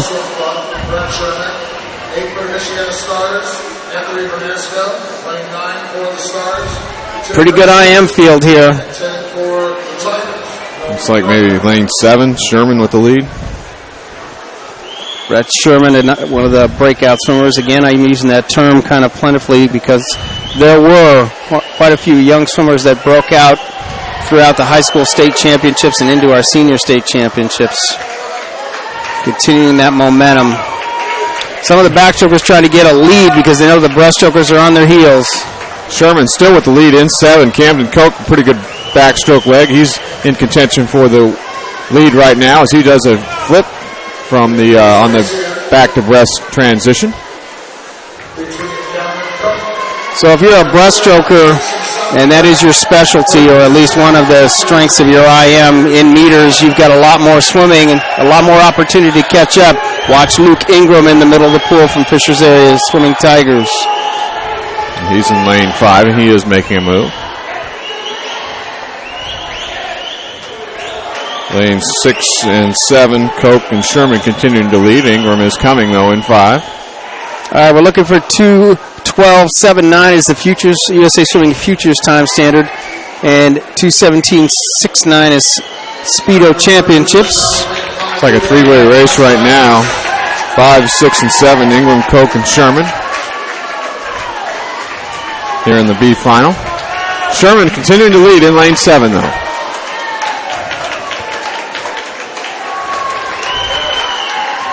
And I think Brett Sherman will take the win out in lane 7, 16-year-old from the Carmel Swim Club. What will be his winning time? 2:12.79 was the futures time standard. 2:11.63 for Sherman. Gets under that with that 2:11.63. Second place in lane 6 to Camden Koch, 2:13.40. Third place in lane 5 to Luke Ingram with a time of 2:13.56.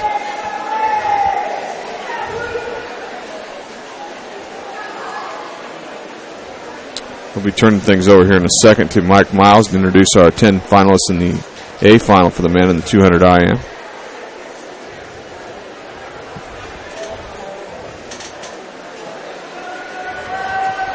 And now we bring on the A final heat of the men's 200. Here's Mike Miles. When it comes around and it's taken away, leaves me with the feeling that I feel the most. Feel it come to life when I see your ghost.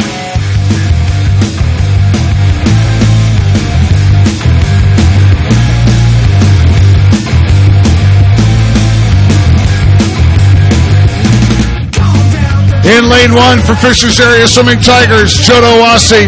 2 for Carmel Swim Club, Andrew Couchon. 3 for Duneland Swim Club, Gary Cospade. In 4 for Zionsville Swim Club, Andrew Schuler. 5 for Carmel Swim Club, Charles Vaughn. 6 for Northridge Area Swim Association, Spencer Lehman. 7 for Zionsville Swim Club, Tyler Harmon. In 8, swimming unattached Bloomington Swim Club, Matthew Jordan. 9 for Northwest Aquatic Club, Jackson Kent. And in lane 10 for Newburgh Sea Creatures, Jake Heidecker, the A final of the men's 200 IM.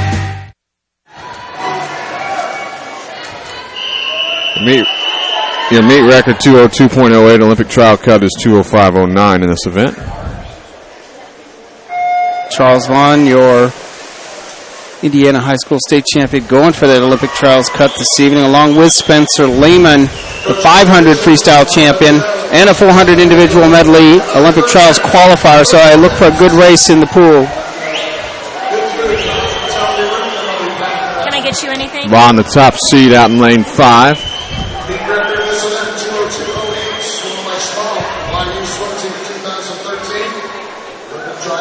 Lane 5. That is Vaughn out in a 27.5. Yeah, Vaughn's got a strong breaststroke leg, so the keys for him is going to be able to get out fast enough and be able to split a strong breaststroke 50 leg of that 200 individual medley and then have good closing speed. But always keep your eye on Spencer Lehman on that last 50 of freestyle. He closed out with a 24-second 50 freestyle at the high school state championship. Lehman in 6 is just both gone to a slight lead going to the breaststroke leg. Lehman attacked his wall. Charles Vaughn not quite as aggressive into his touch. 101.5, 101.7. Coming out there in lane number 9 right now with a strong breaststroke is Jackson Kent from Nax. And he's looking outstanding right now. I don't think anybody sees him. No, I think you're right. I think he's actually moved into the lead in lane 9. That's Jackson Kent. Or at least he's challenging for second. A little bit off pace here on this breaststroke split. So it looks like Kent was not quite into the lead as we go to the freestyle. Looks like in lane 5 right now, Vaughn with the lead. This is kind of a rematch of what we saw at the high school state championships. You got to watch out for Spencer Lehman's closing speed here. Yeah, it's going to be between Vaughn and Lehman. Vaughn in 5, Lehman in 6. Lehman may have taken the lead now. Still swimming stroke for stroke, but Lehman a slight edge, and he's going to take the win here in the A final. See what the winning time is. 2:07.91 for Spencer Lehman, the winning time. Second place in lane 5, Charles Vaughn, 2:08.90. Third place in lane 9 was Jackson Kent with a 2:11.87. Changing events now, moving on to the 200-meter freestyle. For the women, first event will be the D final for the 15 and 16-year-olds. In lane 1 will be Amelia Nussbaum, a 16-year-old from the Fast Tigers. Lane 2, Jewel McKenna, 15-year-old from the Pendleton Swim Club. Lane 3, Alyssa Conley, a 15-year-old from Carmel Swim Club. Lane 4, Claire Brewer, 16-year-old from Zionsville Swim Club. Lane 5, Grace Pangburn, 15-year-old from Carmel Swim Club. Lane 6, Rachel Young, also a 15-year-old from the Carmel Swim Club.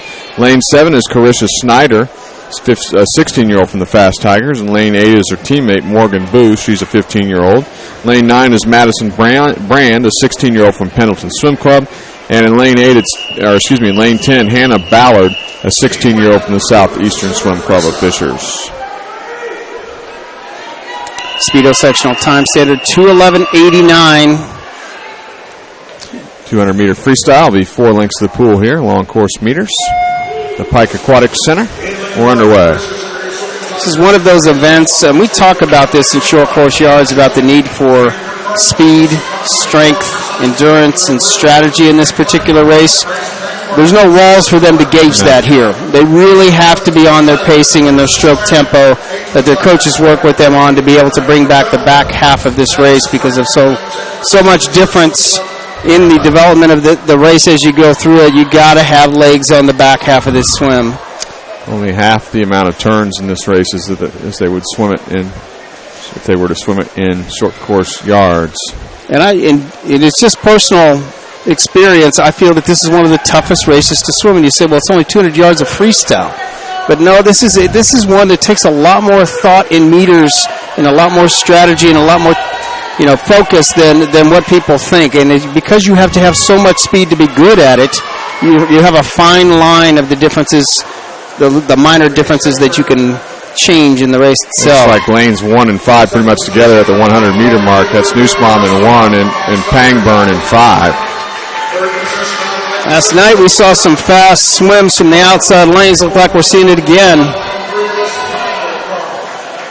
Shows just a great facility when you see fast swimming happening in all 10 lanes. And that's the water depth is pretty consistent across from lanes 1 to 10. Very bright facility so the athletes can see the turn ends. So taking over the lead right now in lane number 5. Grace Pangburn. Pangburn with the lead right now as she comes up on about a half a lap to go in the race. So we're going to have some good closing speed here by Pangburn to get that 2:11.89, that Speedo sectional time standard. I think Nussbaum in 1 is still holding on to second place. That's Amelia Nussbaum from the Fast Tigers. Others are closing on her here at the finish, though. Grace Pangburn is going to take the win in lane 5. See what her winning time is in the D final. 2:12.20. Second place in lane 1 to Amelia Nussbaum, 2:14.92. Third place in lane 3 went to Alyssa Conley with a time of 2:15.43. In the C final, in lane 1 you'll have Ella Pfeiffer, 15-year-old from Franklin Regional Swim Team. Lane 2 is Ashlyn Underhill, a 15-year-old from Carmel Swim Club. Lane 3, Morgan Grout, 16-year-old from Carmel Swim Club. Lane 4 is Brenna Morgan, a 16-year-old from the Kosciuszko Community YMC Sharks. Lane 5 is Lauren Calais, 16-year-old from Duneland. Lane 6, Tessa Wrightson, 16-year-old from Zionsville Swim Club. Lane 7, Katie Doherty, 16-year-old from Carmel Swim Club. Lane 8, Mackenzie Lewis, 16-year-old from Bloomington Swim Club. Lane 9, Greta DeCourcy, 17-year-old from Zionsville Swim Club. And lane 10, Andrea Hannes, a 17-year-old from Duneland Swim Club. Some really good 200-yard freestylers in this particular heat. Some of them come from Duneland, and that is Calais and Hannes, all really strong in their temperament of how to swim the race. And watching these athletes swim, Tessa Wrightson, she's also a backstroker, but she is also well-rounded enough to be able to put a good 200 freestyle relay together.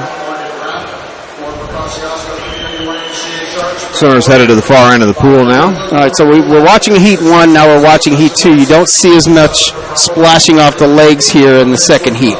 A little bit more control as they build into their legs on this particular race now. You see them come off the wall. You're still not seeing a lot of high splashing water just yet. Only controlling their stroke and working through their hips more than their legs at this point, trying to lengthen out their stroke. But watch when they come off the 100 wall. It's like lane 2, Ashlyn Underhill with the early lead from the Carmel Swim Club here, coming up on the halfway mark of the race. Good technique over here by Ashlyn. We're standing right over the top of it right now, seeing just a great catch out in front. 3 kicks off the wall. Now, as they come off the wall now, we're seeing a little bit more of the aggressiveness in the kicks. It's like Mackenzie Lou's out in 8 in second place. Still Underhill leading in 2. She gets ready to make the turn on the far end and come for home in this race. Ashlyn Underhill, the leader in lane 2 from Carmel Swim Club. Still your leader by about a full second. Split 33.5 on that split. The fastest split actually coming from lane number 4 with a 32.7. And that's Brianna Morgan from Cozy Sharks. Lane 5 coming on strong here on the final lap. That's Lauren Calais from Duneland. Does she have enough to overtake Underhill here at the finish? She's really coming hard. Going to be a close finish here. The win goes to Underhill in lane 2. She hangs on, goes wire to wire. Ashlyn Underhill winning time 209.29 from the Carmel Swim Club. Second place in lane 5, Lauren Calais, 209.40. Third place in lane 7 was Katie Doherty with a time of 210.34. In the B final, in lane 1 will be Carla Gildersleeve, a 15-year-old from Franklin Regional Swim Team. Lane 2, Megan Johnson, a 17-year-old from SWAC. Lane 3, Lexi Laird, 23-year-old from Carmel Swim Club. Lane 4, Caroline Schultz, 17-year-old Carmel Swim Club. Lane 5, Kelly Craig, 18-year-old from Duneland. Lane 6, Natalie Myers, a 17-year-old from the Avon Community Swim Team. Lane 7, Anya Goiters, a 15-year-old from Mako Swim Team. Lane 8, Katie Hughes, 16-year-old from Northwich Area Swimming Association. Lane 9, Maggie Johns, 17-year-old from the Fast Tigers. Lane 10, Lauren Miller, 16-year-old from Northwich Area Swimming Association. And, Tony, we saw the 15-year-old Goiters win the 50 freestyle last night. Absolutely. So let's see if she's got range. So we got quite a mix of athletes in here. Everybody from sprint freestylers, Katie Hughes, a good middle distance to distance freestylers, and a few good IMers and backstrokers. Never count out Carla Gildersleeve. We've called her name a lot over the years. She's just building through the pipeline. You've got to watch her become one of our top athletes over the next 3 or 4 years. Really close race after the first 50. Maybe out in the middle of the pool right now, lane 5. Craig, a slight lead. Katie Hughes out there just Katie's being a little bit more aggressive than what really building into her first 100. Looks like it's Craig in 5 and Hughes in 7, pretty much side by side at the halfway mark.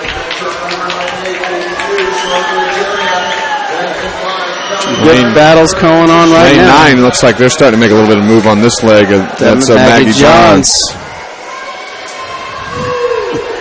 You know, we're on the 3rd day. I'm so impressed with our swimmers, just the fight they've got in them right now at the end of 3 days. I think still Craig out in 5, perhaps a very slight lead as they make the final turn down at the far end of the pool. This turn becomes important. If you're going to breathe into this turn and give up just a hair of momentum going the other direction, you're going to lose just that little bit of edge you may have had through your third 50. But you're right, Craig came off the wall solid. And she has the lead in 5. Can she hang on to the final half of the lap here? Breathing out of her left side, but her competition's over on the right side. Still watching Johns in 9. She's had a tremendous back half race. Can she steal the win at the finish here? I think she's going to do it in lane 9. Maggie Craig Johns. put his head down. Craig did. But it is Maggie Johns in lane 9 with the win. A great back half swim for her. 2:08.07 with the win. Second place in lane 5 was Kelly Craig with a time of 2:08.11. Third place went to the swimmer in lane 8, Katie Hughes, with a time of 2:08.55. And We'll turn things over to Mike Miles, who will introduce our 10 finalists in the A final for the women's 200-meter freestyle.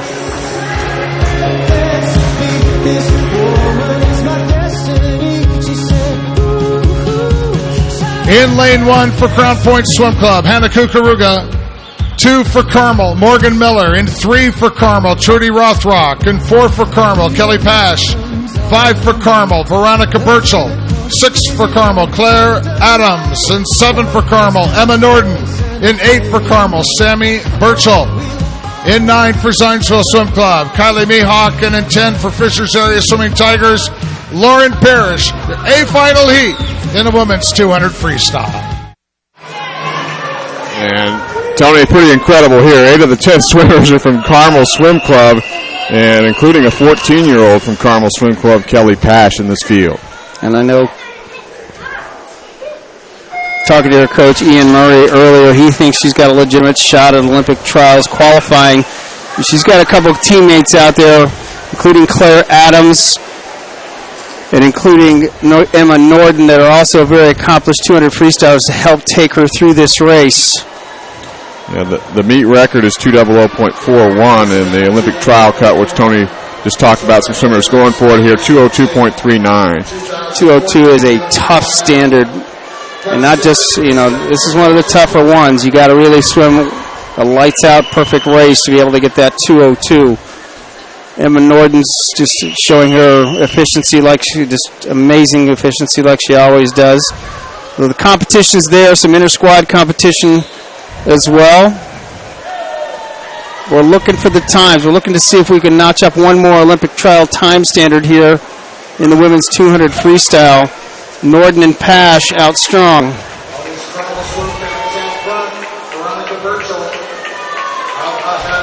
It's like in lane 5, Burchell with the lead. It was Burchell, yes. Norden in 7 in second place. Burchell, one of the most unnoticed great swimmers that we have in Indiana Swimming High School history. She won't qualify for the Hall of Fame automatically because she swam leading off her relays, championship relays, for so many years at Carmel High School that she didn't get enough individual wins, but the times that she was doing would have won the event. So that is just one team athlete out there. Yeah, she's in the lead in lane 5, and actually the veteran swimmer in this field at 18 years old. Everybody else is younger than her. All right, we're looking for 2:02.39. Can she get it? She's at 55. Got 5 seconds to go. Can she get in? I think she made it. We'll wait and see officially. She took the win. Veronica Burchell in 5. Yes, an Olympic trials cut this evening for Veronica Burchell in the 200 freestyle, 2:02.14. Great swim. She went after it right from the outset and made it held up and got an Olympic trials cut. Second place in lane 7, Emma Norden with a time of 2:03.58. And third place in lane 4 was Kelly Pash, 2:04.21. Kelly with a pretty good back half finish there. Well, let's see what the boys got. Men up in the 200-meter freestyle. Same event, D final for the 15 and 16-year-olds. In lane 1 will be Ryan Jakoyowicz, 16-year-old from Concord Swim Club. In lane 2, Bryce Briette, 16-year-old from North Virginia Swimming Association. Lane 3, Matthew Wollum, 16-year-old from Northwest Aquatic Club. Lane 4, Joel Kroll, 16-year-old from the Fast Tigers. Lane 5, Joseph Letcher, 16-year-old from the Carmel Swim Club. Lane 6, Jake Green, 15-year-old from Carmel Swim Club.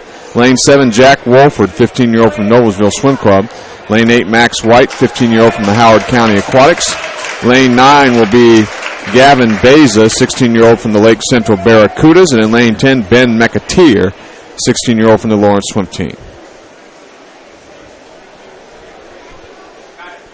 Explain to you what we just saw here in a second as soon as we get a start. And we got a couple lanes open, Tony. All right, so we had a couple lanes open. What we do in all of our championship finals is we have alternates listed. And the athletes and the coaches know that if you're an alternate and you show up for finals and there is an open lane, somebody doesn't show for whatever reason, they'll stick that alternate in and you'll get your shot. I think it was Aiden Maurer from South Bend who jumped into. This is our D heat, so our first alternate was Hayden Maurer from South Bend. I think that was him. Guess we'll find out. Taking advantage of the opportunity. Coach had him ready. He really wanted to swim at night. You love it as a coach when an athlete will stay for finals and be the alternate. And 7 out of 10 times it'll pay off and you'll get that race. Let's hope he gets the best time. Well, outside smoke right now early in this race in lane 10. McAteer with the lead, Tony. Man alive, the outside lanes are lit up tonight, aren't they? Coming off the wall, though, good on that turn. Swimmer out in, looks like lane 5, I believe. Kind of exploded off the wall. Lane 5, Jake Green from Carmel. McAteer, I think it's kind of hard to tell from the angle whether or not he's still got a slight edge over the field. Lane 4 making a move on this lap. That's Joe Kroll. Swimmer's making the turn, and also looks like lane 7, a good lap there as well. Jack Wolford. McAteer's got the left side breathing on the way home. Watching Wolford in 7, see if he can overtake McAteer here at the finish. He's got some legs on him, doesn't he? Bringing it hard on the last 25. Lane 2 as well. Good finish right now. That's Briette. McAteer's going to hold it, puts his head down, and gets a good finish. Yeah, Ben McAteer in 10 with the win from the Lawrence Swim Team. Wire-to-wire win, 204.02. Second place in lane 7, Jack Wolford, 204.60. Third place in lane 2 went to Bryce Briette with a time of 205.30. In the C final, in lane 1, it will be Luke Lobring, a 15-year-old from the Bloomington Swim Club. Lane 2, Drake Stallworth, 15-year-old from the Fast Tigers. Lane 3 is Ethan Barksdale, 15-year-old from Zionsville Swim Club. Lane 4, Luke Barrett, 17-year-old from Michiana Stars. Lane 5, Alexander Mankey, 16-year-old from Lawrence County Aquatics. Lane 6, John Harmon, 17-year-old from Michiana Stars. In lane 7, it will be Connor Glenn. Lane 8, Ethan Wing, 15-year-old from Duneland Swim Club. Lane 9, Kate Gutierrez, 17-year-old from Franklin Regional Swim Team. And lane 10, Jacob Steele, 17-year-old from Three Rivers Aquatic Club. Speedo sectional time standard 2:01.89. So this group of young men know what that barrier is, and that's let's get under that 2 minutes. Those are always barriers or goals, good goals. If you start getting under the 2-minute barrier, then you're headed to the next level in the sport.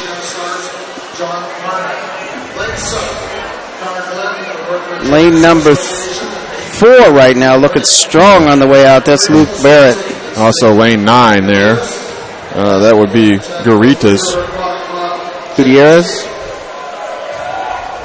Spelled differently, right? I guess so. It's close. All right, now we're starting to, again, looking at the legs starting to build into the 200 freestyle. Well, coming out here in lane number 7. Coming on strong. It's like Noah Comler. Looks like Luke Barrett still in the lead in lane 4 right now at the halfway mark. Barrett's had some good, he's already had one really good swim here this evening, trying to put another one together. We'll tell you the one thing we're seeing in these 200 freestyles is race strategy is paying off for the athletes that are listening to the coach. Coach tells them to swim fast, but coaches also tell them to swim controlled. Looks like it's between Barrett and 4 right now and Connor Glenn in 7 as they make the turn on the final turn at the far end of the pool. Outstanding final swim over here in lane number 4. That's Luke Barrett from the Stars. Yeah, he's trying to get his second win tonight in the particular final race that he was in. He's looking good right now in lane 4 to win the C final, rather. The men's 200 freestyle. 2:01 is the time standard we're looking for the Speedo sectionals. Luke Barrett will take the win in lane 4. Winning time 2:01.75. Second place in lane 7 to Connor Glenn with a time of 2:04.02. Third place in lane 2, Ethan Barksdale, 2:04.15. In the B final, In lane 1, it will be Brock Brown, 16-year-old from the Zionsville Swim Club. Lane 2, Kyle Massengale, 17-year-old from Bloomington Swim Club. Lane 3, Chris Capter, an 18-year-old from Duneland. Lane 4, Bryce Warner, 16-year-old from the SWAC Swim Team. Lane 5 is Zach Sagan, an 18-year-old from Northwest Aquatic Club. Lane 6, John Roop, 16-year-old from Boilermaker Aquatics. Lane 7 is Luke Ingram, an 18-year-old from the Fast Tigers. Lane 9, Jeremy Burbrink, an 18-year-old from Northwoods Area Swimming Association. Lane 9, Ethan Cook, 17-year-old pro swimming. And in lane 10, it's Evan Holland, a 15-year-old from the Crown Point Swim Club. Look for many of the athletes in this particular field to be under that 2-minute barrier and looking to try to make the USA Swimming Futures time standard of 1:58.09.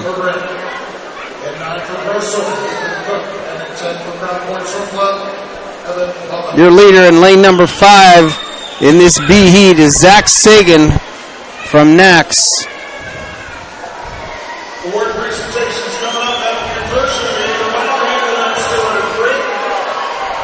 Good hard racing going on in this field. All right, we got to be out under a minute. Let's see who's out about 58. It's like lane 5, Zach Sagan in the lead here at the halfway mark.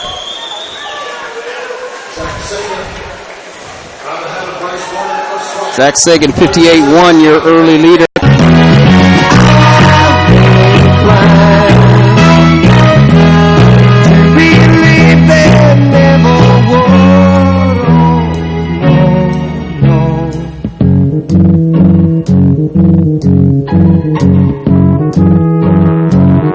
You guys are doing good. This is like the 7th inning stretch here. Sweet Caroline, the time never seems so good. Sweet Caroline. So we're about ready to have an awards break here on the broadcast. The awards break coming up, and then we'll come back with the final events of the final event of the evening for both the women and the men, the 100-meter butterfly. We apologize for our technical difficulties. We had a little computer issue there. We kind of missed that final heat. Yeah, Drew Kibler took the win in the men's 100-meter freestyle from Carmel Swim Club. 153.20 was Drew's time. Second place, lane number 5. Spencer Lehman. 156.608 for Spencer, and third place in lane 7 was Jacob Estrant, 157.73. Getting ready for the women's, and they're ready to go. Turn it over to Mike. Ladies and gentlemen, let's now bring out your top 10 finishers in the women's 200 IM.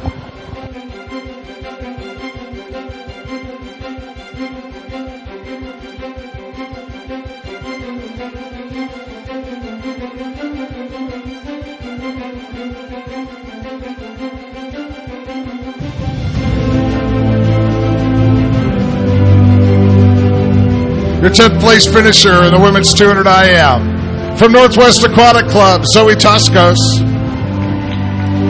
In 9th place from South Bend Swim Club, Abby Kirkpatrick. 8th place from Northridge Area Swim Association, Sydney Emerson. 7th from Duneland Swim Club, Vanessa Krause. 6th place from Avon Community Swim Team, Natalie Myers. 5th place from Carmel Swim Club, Jackie Pash. 4th place for Fishers Area Swimming Tigers, Olivia Johnson.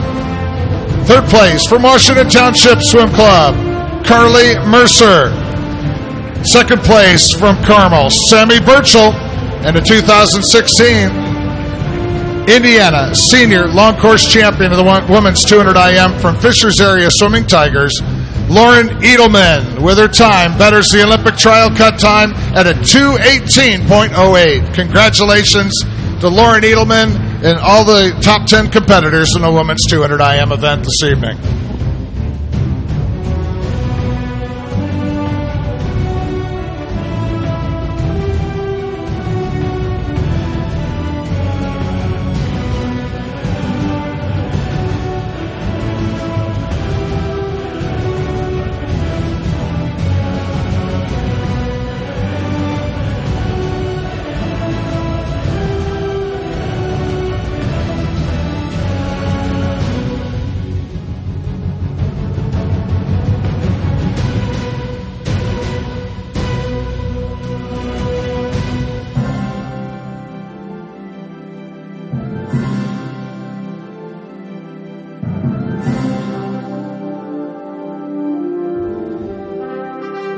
Ready now for the award presentation in the men's 200 IM.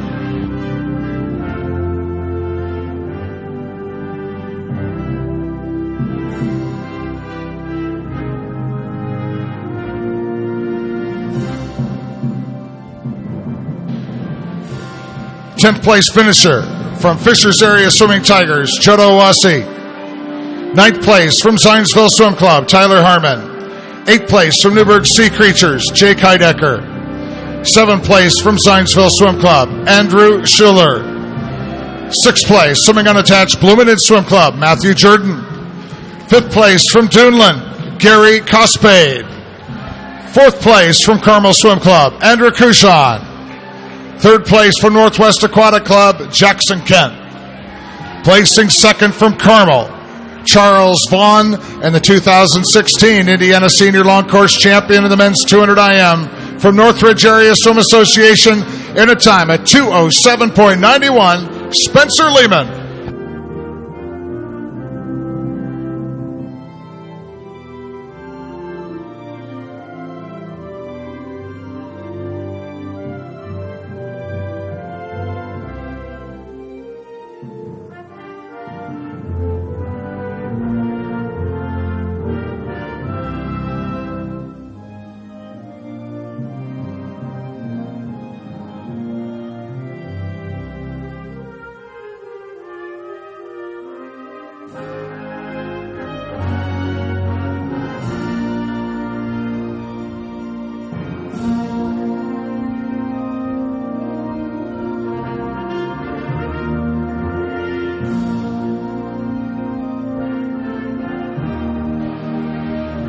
Coaches, swimmers, and spectators, if you have not turned in your meet evaluation forms, we hope you'll find a blank and fill it out. We'd certainly like your feedback. Compliments, very much appreciated. Any suggestions you might have to improve the meet for both spectators and for our athletes, we'd love to hear from you. Again, please fill out a meet survey form. Get those turned in. You can turn them in here to me.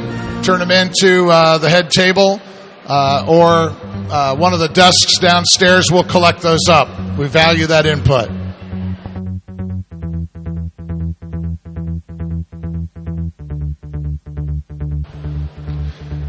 Getting ready for award presentations in the 200 freestyle.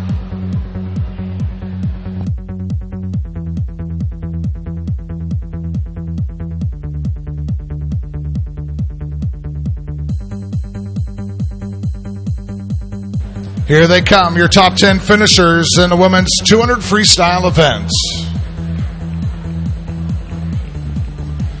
In 10th place from Carmel Swim Club, Morgan Miller. In 9th place from Fishers Area Swimming Tigers, Lauren Parrish. 8th place from Zionsville Swim Club, Kylie Mihawk. We had a tie for 6th place between Carmel Swim Club's Claire Adams and her teammate Sammy Birchall. 5th place from Crown Point Swim Club, Hannah Kukaruga. 4th place from Carmel, Trudy Rothrock. 3rd place from Carmel, Kelly Pash. Placing 2nd from Carmel, Emma Norden. And a 2016 Indiana Senior Long Course Champion of the women's 200-meter freestyle from Carmel. She did it better than the Olympic trial cut time with her performance this evening at a 2:02.14. Ladies and gentlemen, Veronica Birchall.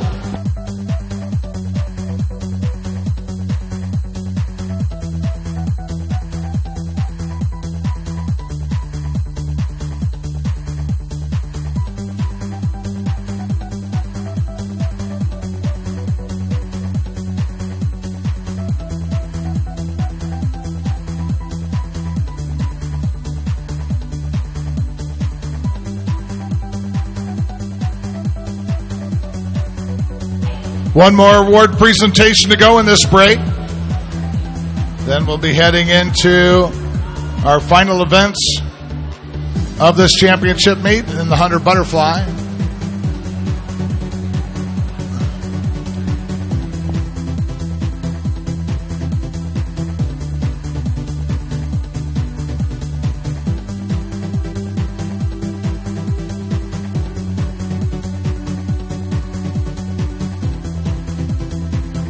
Ready to recognize, ladies and gentlemen, your top 10 in the men's 200 freestyle event.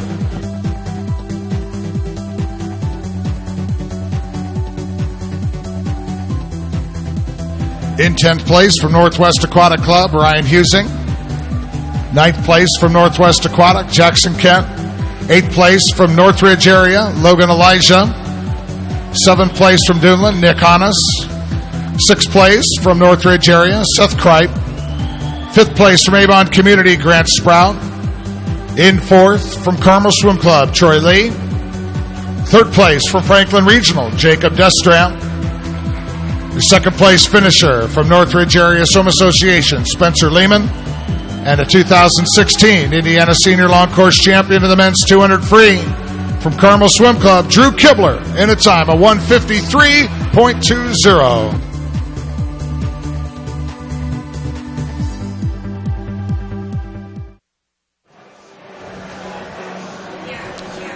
So that's going to conclude that awards break. We'll have one more here after this next event, the 100-meter butterfly.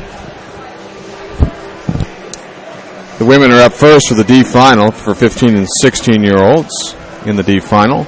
In lane 1, it will be Jewel McKenna, 15-year-old from Pendleton Swim Club. Lane 2, Jacqueline Klimzik, 15-year-old from Duneland. Lane 3, Caitlin McCurdy, 16-year-old from Northwest Aquatic Club. Lane 4, Alex Fees, 16-year-old from Carmel Swim Club. Lane 5 is her teammate, Morgan Grout, also a 16-year-old. Lane 6 is Allie Terrell, 15-year-old from Franklin Regional Swim Team. Lane 7, Ella Pfeiffer, 15-year-old from Franklin Regional Swim Team. Lane 8, Mackenzie Kirkham, 16-year-old from Duneland. Lane 9 is Ashley Jenkins, a 15-year-old from the Michiana Stars. And in lane 10, it's Claire Brewer, a 16-year-old from the Zionsville Swim Club. Speedo sectional time standard 107.29. The futures time standard 105.19. This is a strong field in the 100 butterfly, so look for some of these time standards to start falling in the early heats.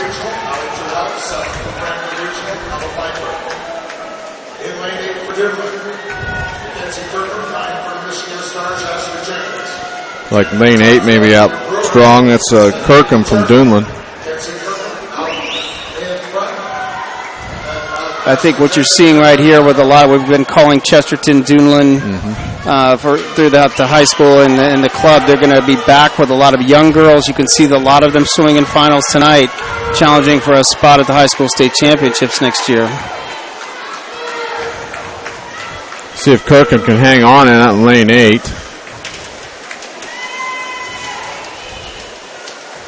And she will. She'll take the win out in lane 8. That's Mackenzie Kirkham from Duneland. Winning time for her is 106.12. Second place in lane 4 to Alex Fees, 106.71. And third place in lane 6, Allie Terrell, 106.94. 4 Speedo sectional time standard cuts in that heat. Good strong field here. In the C final, in lane 1, it will be McKenna Boderuff, 15-year-old from Pro Swimming. Lane 2, Melissa Bailey, 15-year-old from Northridge Area Swimming Association. Lane 3, Alex Bader, 16-year-old from Jay County Swim Club. Lane 4 is Abby Kirkpatrick, 16-year-old from South Bend Swim Club. Lane 5, Courtney Kressel, an 18-year-old from Northwest Aquatic Club. Lane 6, Katie Slies, 18-year-old from Carmel Swim Club. Lane 7 is Greta DeCourcy, 17-year-old from Zionsville Swim Club. Lane 8, Taylor Bush, 17-year-old Pro Swimming. Lane 9, Kate Holtkamp, 17-year-old Noblesville Swim Club. Lane 10, Sydney Emerson, a 16-year-old from Northwich Area Swimming Association. 2 lengths of the pool here, butterfly, 100-meter butterfly.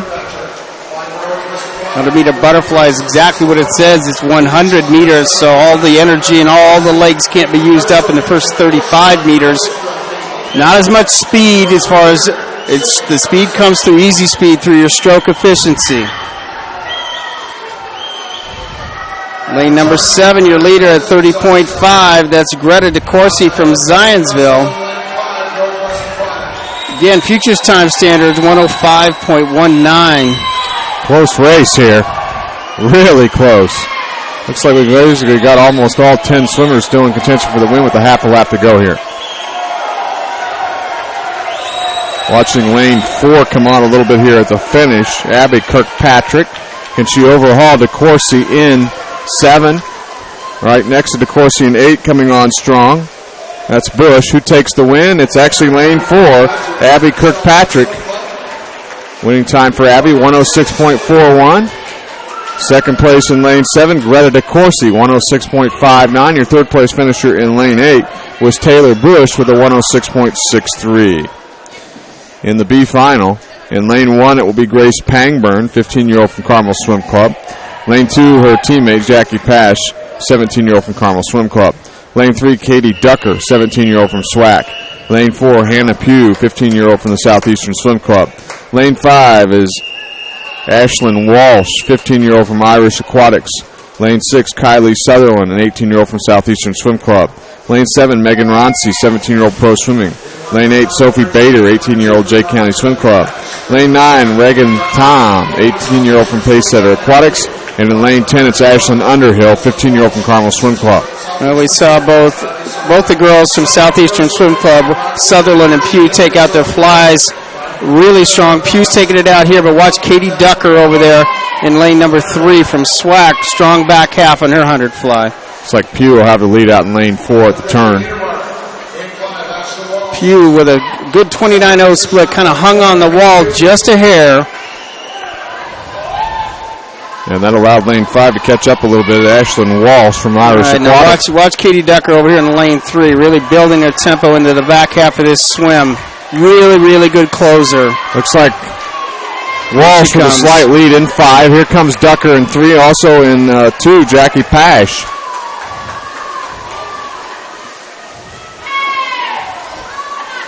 It'll be a close finish. Does Ducker have enough to take the win? Yes, she does. Katie Ducker on that back half, strong back half, which Tony talked about, takes the win. 104.83, Katie from SWAC. Second place in lane 5 was Ashlyn Walsh, 104.97. And third place in lane 2, Jackie Pash, with a 105.17. We'll turn things over to Mike Miles. He'll introduce our 10 participants now for the final of the women's 100-meter butterfly.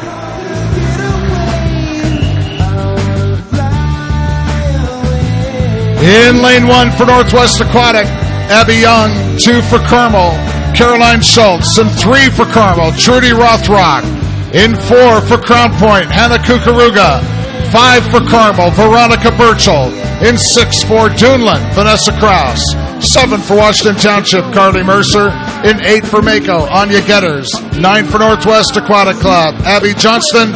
And in 10 for Councilman Center, Phoebe Rensick. Your A final heat in the women's 100 butterfly.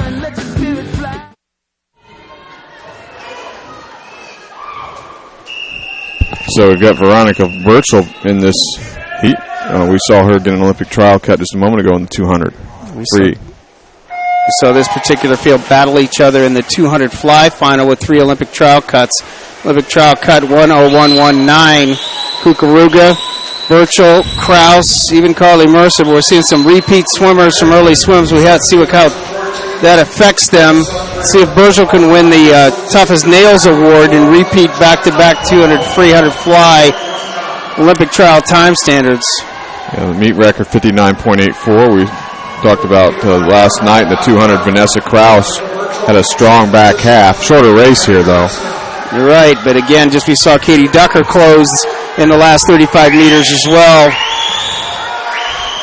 In the middle of the pool right now, looks like lane 5. That's Veronica Burchell. Can she go back-to-back Olympic trials? That'd be something I'd talk about for a while. A nice strong swim underway by her. She's out in the middle of the pool there in lane 5. It's 101.19. It's a tough one. Can she get in? She is. And Veronica Burchell will take the win in lane 5. 1:00.05, her second Olympic trials cut of the evening, and not that long ago after she swam the 200 for an Olympic trials cut. So great night of swimming for Veronica Burchell, who takes the win in the women's 100-meter fly. Second place in lane 6, Vanessa Kraus, 101.76. And in third place in lane 4 was Hannah Kukaruga with a time of 102.49. Yep, Toughest Nails Award goes right there. Turn our attention to the men now, the 100-meter butterfly, the D final for the 15 and 16-year-olds. In lane 1, Timothy Cater, 16-year-old from Northwest Aquatic Club. Lane 2, Elliot Cooper, 15-year-old from Avon Community Swim Team. Lane 3, Andrew Morisoff, 15-year-old from Carmel Swim Club. Lane 4, Julian Norman, 15-year-old from the SWAC Swim Team. Lane 5, Joe Moser, 16-year-old from Fishers Area Swimming Tigers. Lane 6, Jack Fransman, 16-year-old from Zionsville Swim Club. Lane 7, Camden Lacey, 15-year-old from Northwich Area Swimming Association.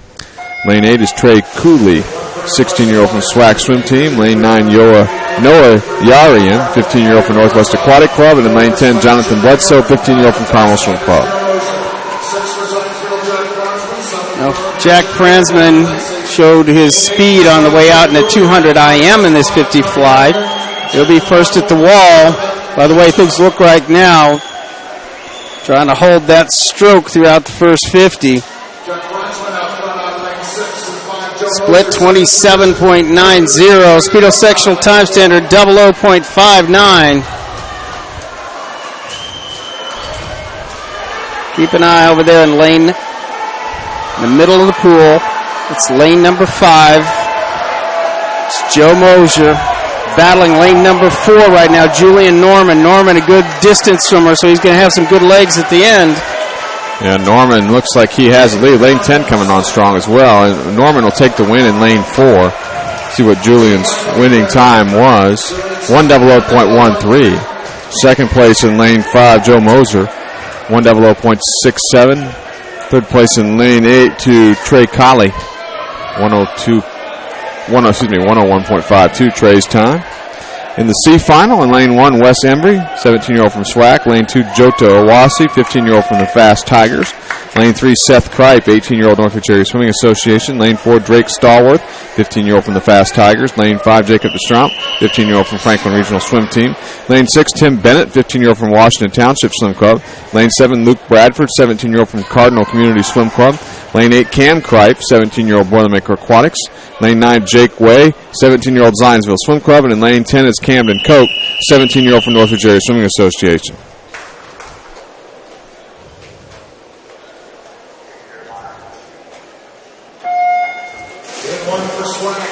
All right, if we're going to watch the closers, watch Jota Owasi, kind of a dark horse in this field. Lane number 2, good 200 butterflyer. Watch his last 50. So let's see what happens with the speed in the middle of the pool right now. Looks like Jacob DeStramp, Tim Bennett. Yeah, out in the middle taking of the pool. It out fast. Stromp about a full second ahead. 27.74 at the 50. We don't see him faltering too much now with his, but look at Drake Stallworth starting to make a move over here in lane number 4. Speedo sectional time standards 00.59. Futures time standard 58.39. We're going to lane 1, Wes Hembry, a good close here. Can he take the win, or will it be lane 4, Stallworth? Looks like he's got it. Drake Stallworth in lane 4 with the win.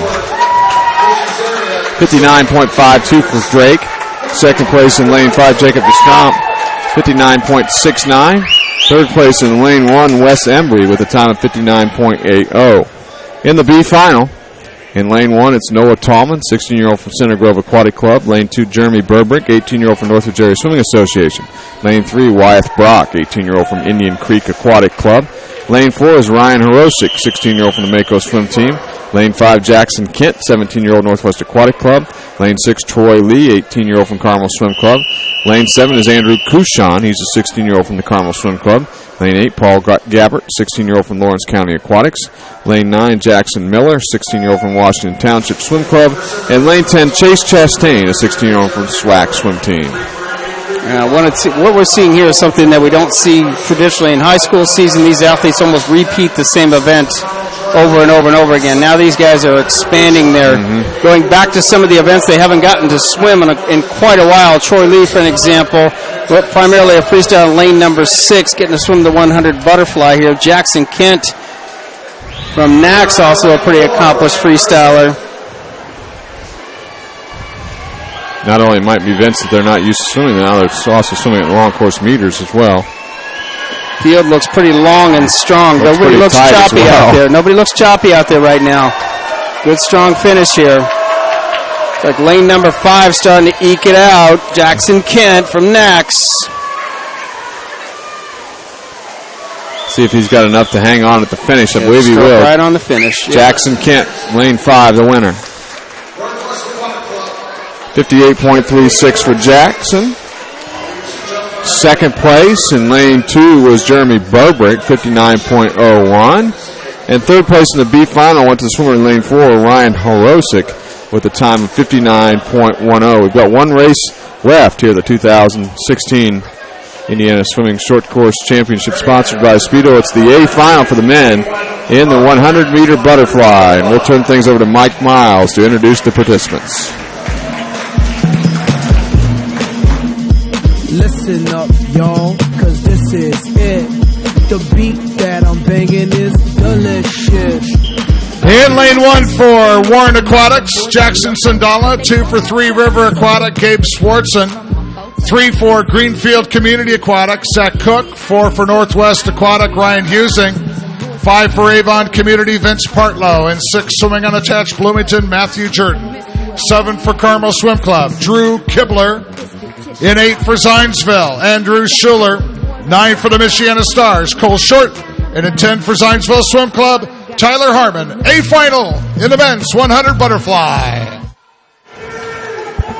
So here we go. 2 lengths to the pool. Final event of this competition, the men's 100 butterfly, the A final. Meet record is 54.15. Keep an eye on the middle of the pool where the race might develop between Partlow and Jordan. Jordan won the 200 butterfly. Partlow out really strong. Always shows his aggressiveness from Avon. Olympic trial cut 54.79. Junior Nationals, Speedo Junior Nationals 56.69.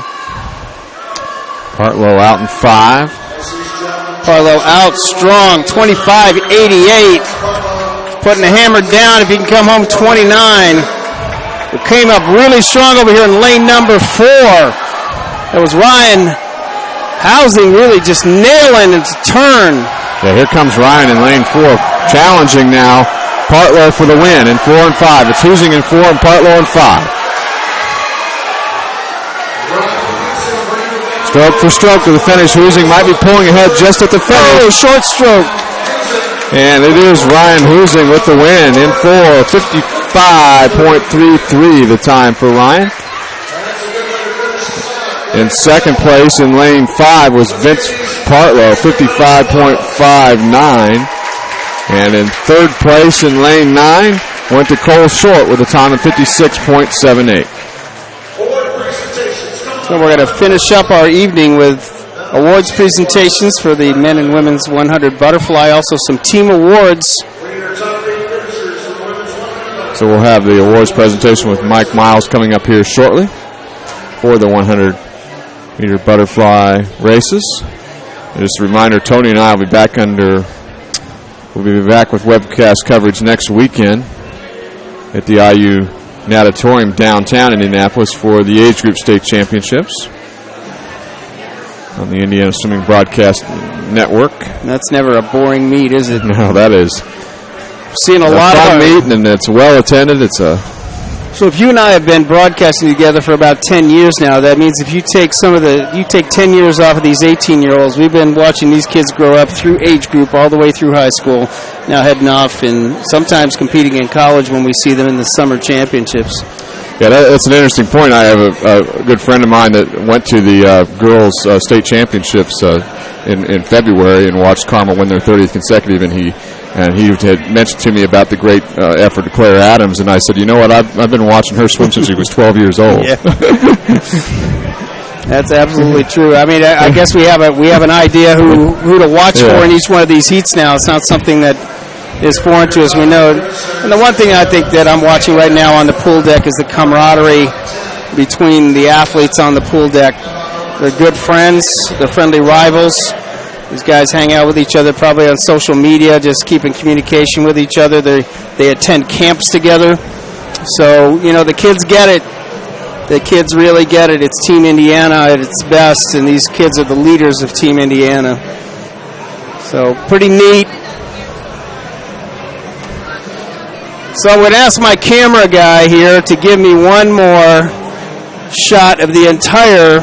He's going to back his camera out, give me one more big shot of the Pike Aquatic Center.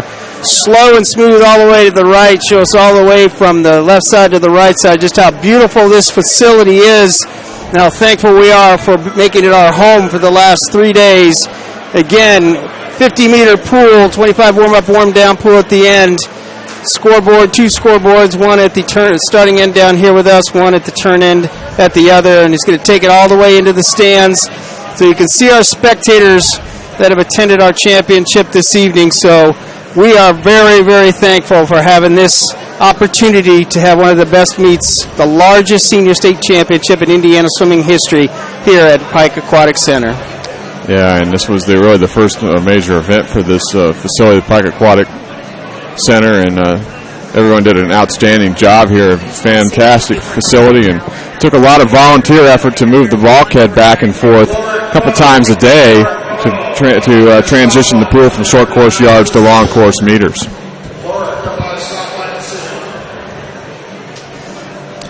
And our start line area, the starting block end for the night session, there is the bulkhead that will they inflate it and they move it down the pool and turn this pool into 2 25-yard short course yards pool. Great night here at the Pike Aquatic Center. Great 3 days. Thank you to all of our officials who work so diligently to keep this meet running smoothly. I mean, you don't really know what goes on behind the scenes until you're actually part of the scenes down there. And they are administrative crews, both from the host club and our officials, and making sure our athletes are focused and doing things legally to make sure those great times they put up go and count to be in the Olympic trials or our national level meets. And they are very much part of our Team Indiana. So one more award session here. 100-meter butterfly awards coming up shortly. And once again, another evening where we saw Olympic trials cuts. Veronica Burchell from the Carmel Swim Club getting the Olympic trials cut in both the 200 free and the 100-meter butterfly events here this evening.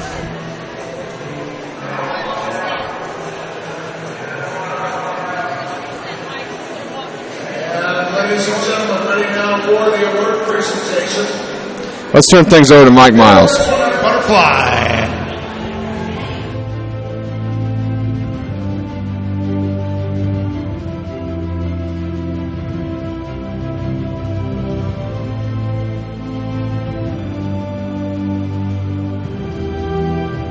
In 10th place for Mako Swim Team, Anya Getters.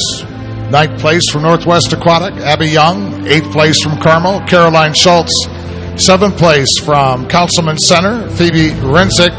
6th place from Northwest Aquatic Club, Abby Johnston. 5th place from Washington Township, Carly Mercer. 4th place from Carmel, Trudy Rothrock. 3rd place this evening from Crown Point Swim Club, Hannah Kukaruga.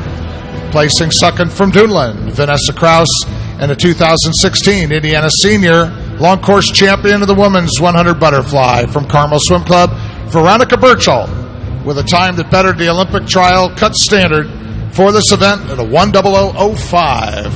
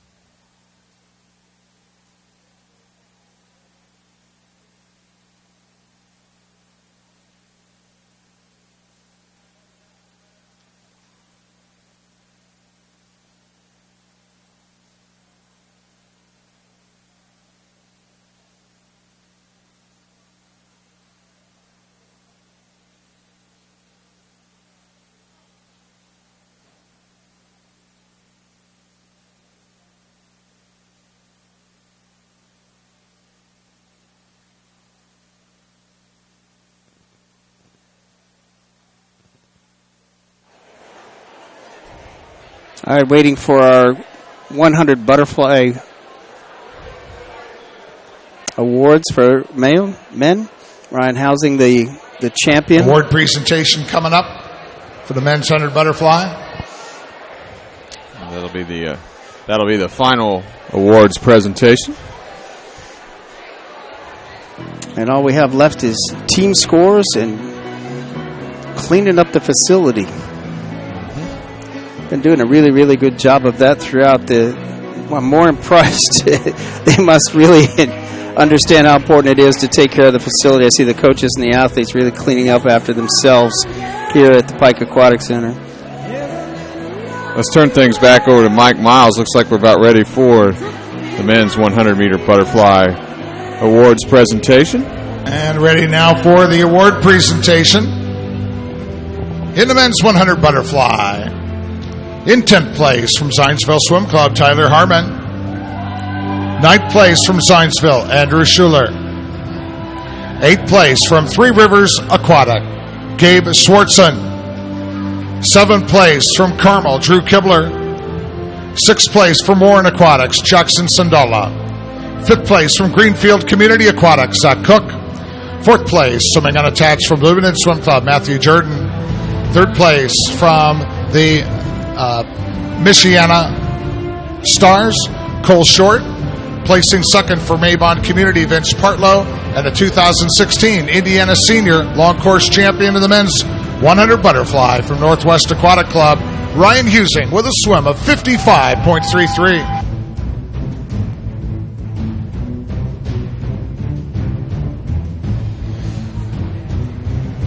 So we'll also await as Tony said, the final team scores announced here. We saw earlier there was obviously Carmel brought a good solid squad to be able to have a huge lead going into tonight's finals, but we saw some tight team battles for 2nd, 3rd, 4th, and 5th. Yeah, Carmel will be the winner in the 3-team competitions going on here this weekend at the Senior State Championships. Carmel winning the men's and the women's, and then the combined as well. The question will be who finished second in those. So that's still to come here. And ready now to do the High Point and Awards. And back to Mike Miles with some more awards. For the women, here's how the top 3 finished up. 3rd place from Fishers Area Swimming Tigers with 156 points, Olivia Johnson. 2nd place from Fishers Area Swimming Tigers with 166 points, Lauren Edelman. And your individual High Point female from Carmel Swim Club with 167 points, Veronica Burchell. So Veronica, head on over to the awards podium where they have the High Point trophies over there. In the men, your 3rd place finisher, swimming unattached, Bloomington Swim Club with 126 points, Matthew Jordan. 2nd place from Carmel with 142 points, Drew Kibler. And your individual High Point male from Northridge Area Swim Association with 166 points, Spencer Lehman.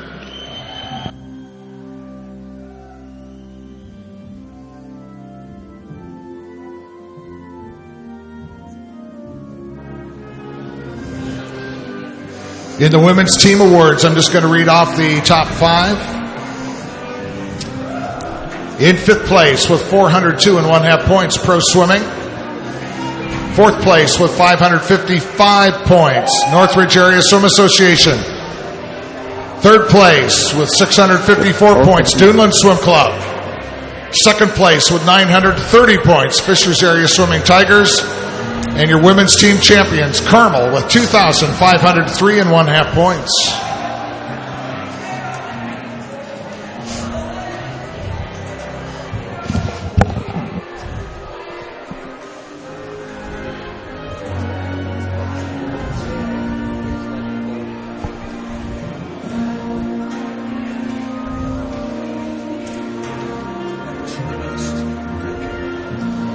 In the men's team scores, your top 5. In 5th place with 693 points, Zionsville Swim Club.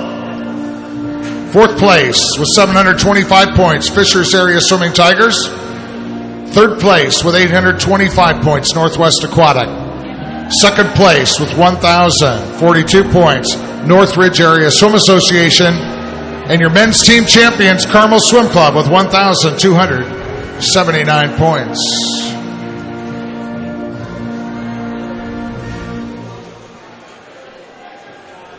So it's my understanding we have trophies for the top men's and women's teams. Combined team scores coming up. Top 3 teams get trophies. Here's how the top 5 finished in the combined team scores. In 5th place with 1,209 points, Northwest Aquatic. 4th place with 1,332 and 1/2 points, Duneland. 3rd place with 1,597 points, Northridge Area Swim Association. 2nd place with 1,655 points, Fishers Area Swimming Tigers. And your combined team score champions, Carmel Swim Club, with 3,782 and 1/2 points. So that are all your final awards presentations. Thanks to Mike Miles. Great job as always, voice of the pool deck. And Tony, one thing that amazed me is they always say that, you know, fast swimmers swim really fast in fast pools. Apparently, this is a brand new facility. It's a fast pool. It is a fast pool, no doubt. Amazing when you open your pool, the first big meet, and you're getting Olympic trial time standards, and I think I counted over a dozen. So we're very proud of our athletes. Thank you to our camera crew. Guys, come on over here. I want you to introduce yourself in the microphone real quick. Hi, I'm Ryan. Introduce yourself. Micah. Eric. Who's our camera guy down there? And our camera guy down there is Elijah. Yeah, thanks to all of them. They did a great, fine job all weekend here at the Senior State Championships. And Tony, you and I will be back on next weekend at the IUN Auditorium for the Age Group State Championships. Hope to see a lot more fast swims there as well. You betcha. The largest Senior State Championship ever held in the state of Indiana, opening up a great facility. Thanks again, Eric. Take us home. Thank you, Tony. Then that's going to wrap things up here this year for the 2016 Senior State Short Course State Championships, although they swam long course meters in the finals this year to give athletes a chance to get Olympic trials cuts, and we saw a number of those here this weekend at Pike High School. That'll wrap things up from the Pike Aquatic Center here at Pike High School in Indianapolis. For the Sport Development Director for Indiana Swimming, Tony Young, I'm Eric Eaton saying so long, everyone, and thanks for watching.